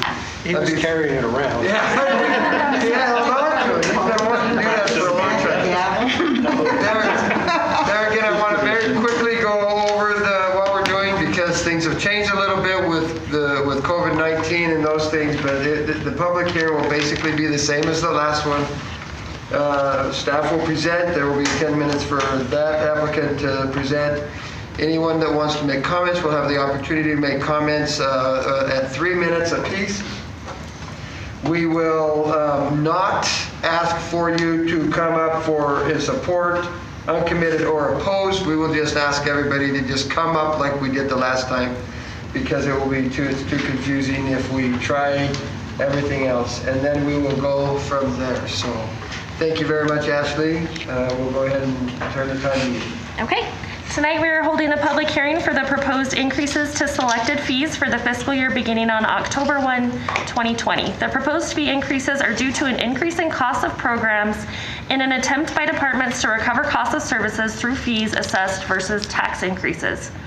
The goal of fees are to recover the full or partial cost of services that largely or solely benefit individuals, which allows maximum discretion in the use of taxes to meet the cost of services that provide a larger community benefit. This process is referred to as a cost recovery approach. Tax-supported services, which have a strong relationship between the cost of services and the benefit received by the individual receiving the service, require a higher cost of recovery. Fees should be periodically adjusted to keep up with inflation, or else more of the burden falls unfairly on the general taxpayer. During the budget development process this year, departments reviewed the cost of services to evaluate whether an increase in the program fees were required to meet the cost of recovery for the services. The majority of fee increases are related to this process. In the cases of the utilities, sanitation, water, and water pollution control, these business type activities are 100% fee supported. No tax dollars are involved. Utility fees are reviewed by an outside consultant and designed to recover costs of providing the service to meet both operational demands and capital needs. The proposed fee increases related to sanitation, water, and water pollution control are set based on the rate study plan established during the rate study in fiscal year 2019. The overall increase for sanitation is a 3% increase, for water a 4% increase, and for water pollution control a 3% increase. The mayor and council will consider citizens' opinions related to the fee increases at this public hearing. The final step in the process is to adopt the fee resolution during the August 20th City Council meeting. This concludes my report, and I will address any questions at this time. Yes. Any fees that are not listed, are those just not changing then? Correct. Okay. Yep. Okay, Roger. This question goes to Jared because you just said there's a difference between spending versus receiving, and Great Western is on the spending end essentially for us because we give a discount just like we were doing the senior center. Should we not have a contract we review annually and not just cursory approve this as part of a fee budget? A contract we renew annually with Great Western? Yes. No, they're charged a fee based on our fee schedule, so they would just be part of the fee resolution. But it's a adjusted fee every year. Correct. And if it's a fee, we should be able to consider it. I understood what you said one time is that we had the chance to vote on things every year because it's not necessarily something that should be ongoing. Just like the senior center. Right. The senior center, we expended, it was discovered that we were expending money every year as part of that. And so that was brought to the council to make that decision. And we essentially are expending money because we're diverting it. We're supplementing our costs for that reduction off of the back of every other person or entity that pays into our sewer structure. Guess I don't see it as an expense, I see it as a receipt of funds, so We're not receiving anything, they are. No, they pay a fee. Yeah, but they pay a very reduced fee. Partial fee. Reduced by $25,000 a month. And we've never seen a cost analysis on that, of what that costs us as a city to do that. We've never seen it built into the fee structure as what it would be in our fee structure if we didn't have that going on. I just think that it warrants consideration because I do not believe that the council has ever made a full-body decision on it other than something like this. And without, I know that took place back in 2015 before my time. My understanding, which could be incorrect, but my understanding was that was a council consideration that year to offer them that reduction in exchange for them to expand their facility, and then that was made part of the fee resolution that year that was voted on. The council members I talked to did not ever remember discussing it. Okay. Yeah, I'd have to go back and look at the record. There's no record that they could find. So that's simply my point. You know, if the council approves it, the council approves it. But we ought to at least have that in our wheelhouse of discussion, I think.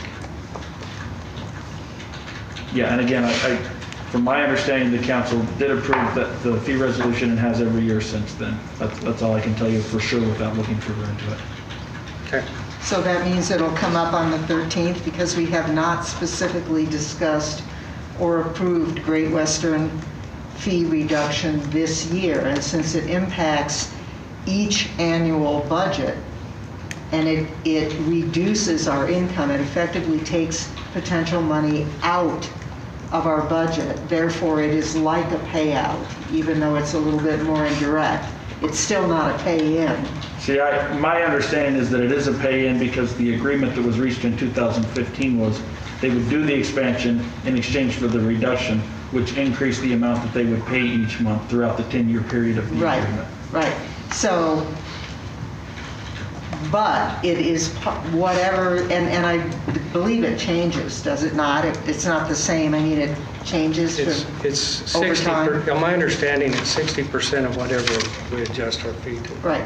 So to me, it appears that if we're coming up with a budget, that council ought to at least be discussing that on an annual basis. Otherwise, it's a 10-year agreement that clearly affects our budget. And that seems questionable to me in terms of being straightforward, transparent, whether it's entirely, I mean, it may be legal, but it doesn't mean it's necessarily the best way of doing business. Again, as I understand it, the reason for the original agreement was they would expand their facility in exchange for the reduction, which was an increase to what we would receive in fees. And then at the end of that 10 years, the increase would be even more so because that reduction would come off the books. Right. Could we see that original agreement? Could that be part of our meeting on the 13th? Because I've never seen that agreement. I would love to see what that agreement actually says. Do we have a discussion? Because that's the only thing, I mean, to me, it seems, I mean, that's essentially the contract. Sure. Yeah, I would imagine that could be rounded up. I'd appreciate it before the 13th, but if nothing else on the 13th would be super. Should be, I'm sure they've got it somewhere. And then, There was an agreement, so we've got to have it somewhere. Yeah. is there a way to verify, because as I recall, from when that was all going down, there was also part of the agreement was that they would create jobs. By their expansion would necessitate an increased number of employees. So I would like to see how many employees are we getting for the money we're expending? And, Well, again, we're not expending money. I know what you're- We're foregoing money. We're foregoing not money. expending, we're foregoing. We're foregoing And money. by foregoing, that puts more burden on the rest of the payers into the system. Right. Because our rate study, we wouldn't be going up if we were breaking even. Every year, we increase fees because everybody has to pay more for that system. So it seems to me that if you've got a big reduction going in one place and everybody else is paying in a little bit more, 40% more or whatever, that there is some equity issues that need to be discussed. So I think we can have the discussion on the 13th. There again, Great. Okay. I think that discussion will happen there again if we would like to, but there were agreements made. Right. They did double in size because of those agreements, and were it not for that, we would not see I guess it depends on how you look at it. You're looking at a glass half full or a glass half empty. We wouldn't be receiving the $25,000 or however many dollars more monthly than we were at the time because they never would have done that. But we also wouldn't be dealing with the flow either. It's using capacity up in our facility. And so the agreement also was twofold. Number one, the BODs, and that's what costs money, they pay for. Right. The nutrients. And that, they don't have a decrease on that. That continues to be charged like anyone else. Right. And that increases every year like everyone else. The flow itself is helpful to the plant because of the extra water going through the plant. And so there's, I guess it depends on how you want to look at it, but the reality is they would not be here with that extended plant had the council not made the decision to grant that. And there is an added income because of the addition that they've done. And then in 5 years, if it was 2015 when the agreement was made, in 5 years, they're paying. Then it will be 100%. Well, we were told 10 years when I asked earlier this year. It was a 10-year agreement. And so whenever if it was 2015, we're 5 years into that agreement. Right. Okay. Right. And so. Yeah, I would just love to see the agreement, know how many jobs their expansion actually created, so that I have some understanding of the cost-benefit analysis. One of the things also in this arena, actually, do we bill these companies, or does the sewer or waste WPC bill several of these companies? Well, everything goes through utility billing. Okay. No? No, those are the ones that are run through the receivable. Significant energy users are billed directly from WPC. Okay. So, and I just guess some of that's those industries, Amy's Kitchen, on semiconductors, Great Western Malting. Larger corporations like that are billed through WPC. Which The runs, economic yeah. impact is in that information that Jeff sent us. Yeah. 69 jobs. I thought they only got 5 out of this expansion. It says 10 new jobs there and 59 spin-off jobs. Okay.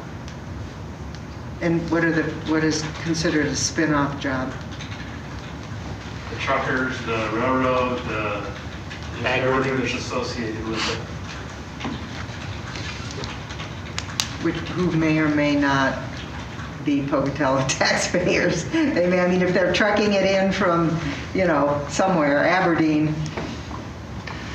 Yeah, but that information was provided, and Right. And if you wanted to take a look at it, you could have. We can get that information. And I did. I actually had a conversation with Jeff. So, okay. All right. Any other questions for Ashley? I don't think we actually asked Ashley a question. Okay, Ashley, thank you. Then we would look for any, Correspondence? oh yes, I'm sorry, thank you. Have you received any correspondence, written correspondence on the fees? No. Clerk, have we received any in your office? No, sir. Okay, we have not seen you there. Okay, thank you very much. Then we would entertain any testimony of anyone either supporting, uncommitted, or opposed to the application.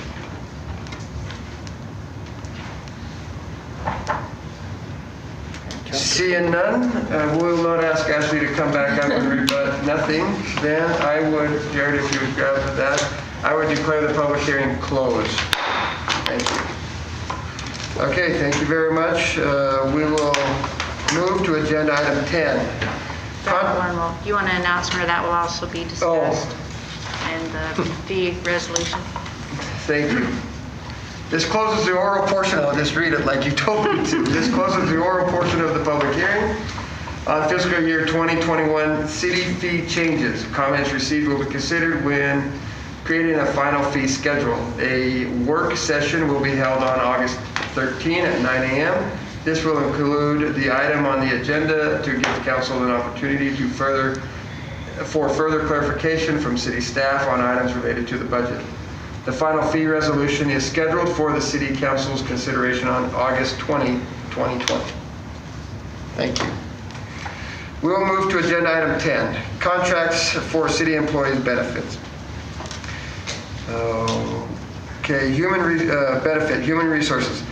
Council may wish to consider the following request related to the city employee benefit as discussed in the May 28, 2020 budget development meeting and approve the mayor's signature on documents related to the request subject to legal department review. A, Health Joy app contract of $6.50 per employee per month. The Health Joy app has been budgeted in the fiscal year 2021 budget and will be paid by department based on headcount. Cost is paid by city and employee at the same premium as medical enrollment. The premium will be built into the fiscal year 2021 medical cost sheet. B, Bloomquist Hell contract for $19 per sworn officer, dispatch and evidence technician for an enhanced employment assistance program. Funds for the Bloomquist Hell contract has been budgeted in the fiscal year 2020 budget from police line item 001-000-421. And C, One Bridge contract for employee cafeteria plan, healthcare FSA, and dependent care FSA. The $250 annual cost will be paid out of the human resources line item 001-416-61.99. The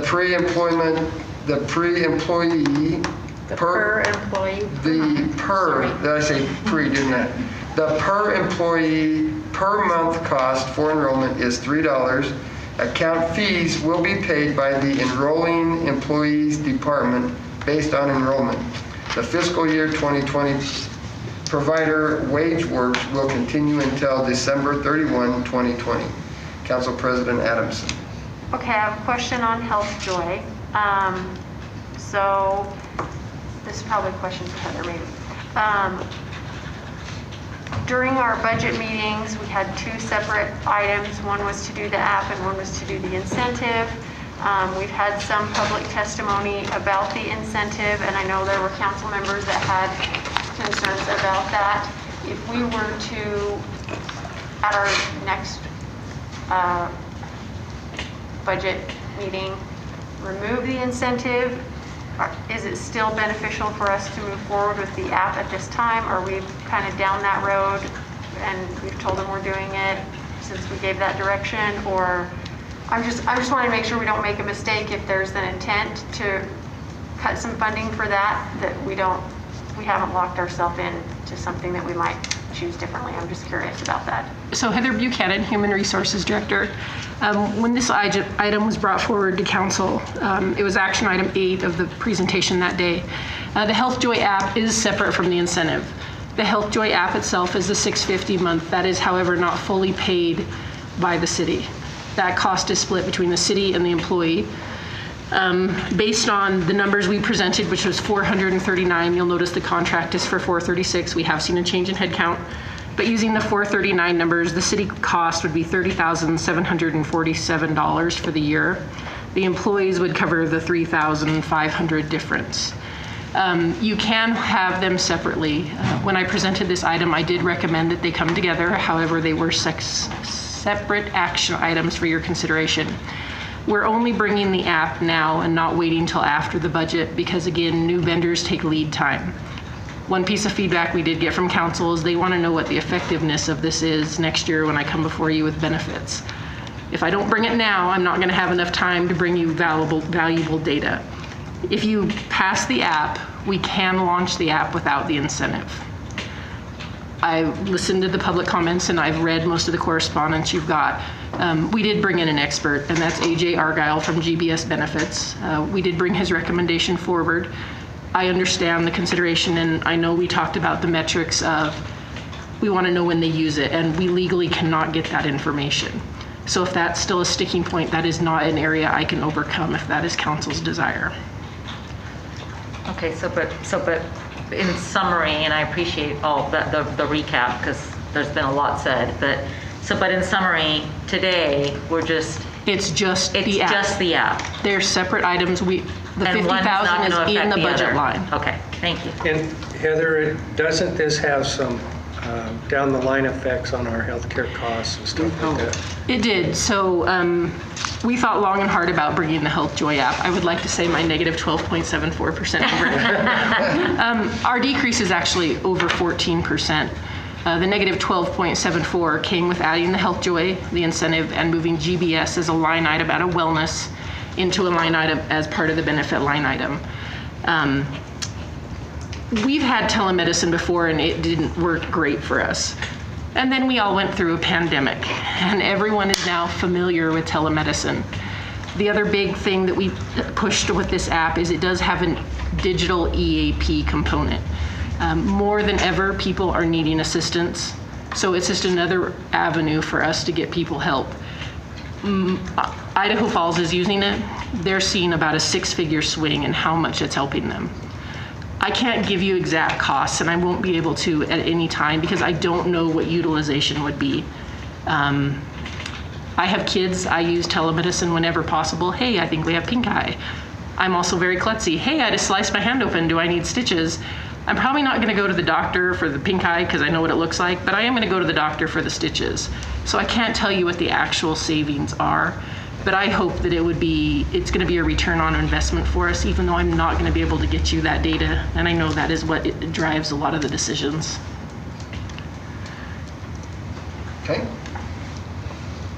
But if we don't do the app, then we won't, we'll have no way of knowing what utilization looks like. No, that is correct. Without trying the app, I can't get you any utilization numbers. Right. And the experience that AJ brought to us was that just having the app should reduce our costs.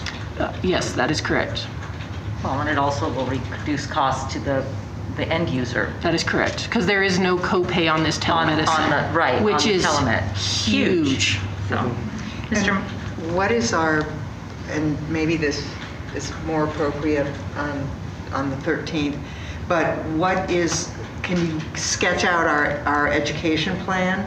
Because, if the end goal is to by spending $30,000 for this app, our expectation is that we save amount X more than $30,000, in our upfront health care costs, then we're basically spending money to make money. Yes. If our goal is either additionally or is more singularly to try to affect those same savings by changing employee behavior, then the testimony that we heard tonight becomes very apropos, I believe. The problem is not all elements of the app are cost-driven as to the city savings. The health wallet, that is totally an employee benefit. It helps ease the usage of their benefits. There's no cost recovery or anything metric I can get on that. Oh, no, I know that, I understand that, but I think you just said that we're making the assumption that by having this app, down the line, because we're taking these proactive steps, that hopefully that would result in a break or at least less of an increase. Many things in the medical arena, there's really no way to have a point A and point B and to compare them. So this is one of those, we have a broker, we use his expertise, he's recommending this, he's using it in other groups and they're seeing positive results. We're aiming for those same positive results without any hard numbers that I can provide. No, and I understand that. I guess it just depends on what we define as our end goal. Is it by having the app, it's going to impact potential savings because we're obviously doing everything we can to, I think so if you ask personally what I think it is, I think it's 3 parts. One is to give employees better access to telemedicine options without a copay. If I don't want to go to the doctor because I'm worried about a copay, this is $0, I'm going to call in. 2, it enhances a person's ability to get mental health services. I am a huge proponent of mental health services, and so this was a very big selling point for me. And the 3rd is the bill review. Employees do not understand how to read medical bills. They are so confusing. So by having an independent party that can look through your bill and tell you if stuff is standard or that you shouldn't have paid $47 for a box of Kleenexes, that helps the employees save money and helps the city save money. They're not going to bring those into HR because they don't want me to see what they're working on. So those are the 3 big areas for us, and that's what we'll focus our education on, which is going to be a little more challenging because of COVID. The health fair is moving online this year, but we are going into departments for the basic stuff. And we do have a very comprehensive plan rolled out for how we're going to educate people on this system. How do you draw my blood online? That is a challenge. We're going to have stations set up across the city on different days in October, but the vendors will all be online. Councilwoman Ortega. I move that we approve agenda item number 10, contracts for city employee benefits, human resources, A, B, and C, and authorize whatever we need to authorize. Mayor's signature. Mayor's signature. Subject to legal department. There we go. All of that. Everything he just said. Okay, Mayor. We have a motion and a second, and we have a comment. Just a question. This is a 2-year contract. It's only 1 year. It says 2 years. It is. It's their standard contract, and I think it does end after 1 with notice. Which one are you reading? HealthJoy? Program term, yes, HealthJoy. Let me find that one. Initial terms will be 2 years from the date the program goes live. Automatically renew, additional 1 year, 60 days. It can be terminated upon 60 days prior to the end of the term. I'll make sure we get a correction on that when it goes through legal. So, when legal looks at it, they'll double check. Yeah, because I think that came up. It did, and that was what we did talk about that. It's their standard contract. I'll make sure that correction goes through legal. Okay. So we have a motion by Ortega, a second by Gray. Is there any other discussion? You didn't second it. Yeah, I did. Connie, could you please call the roll? Ortega. Yes. Gray. Yes. Adamson. Okay, I just have a quick comment. I still have my doubts about HealthJoy based on our experience with Teladoc in the past. So my inclination is that I still don't want to go that route, but I'm going to vote yes because I understand that the council previously came to that conclusion, and so I can support the decision previously made by the council during the budget process and ratify the contract, but that does not necessarily mean I wanted to proceed with that expense. But I realize I was overruled on that decision, so I'm voting a yes, not because I was excited about it, but because I'm supporting what the council as a whole decided during the budget process. So yes. I will tell you, that was the longest yes I've ever heard in my life. Thank you. Cheatham.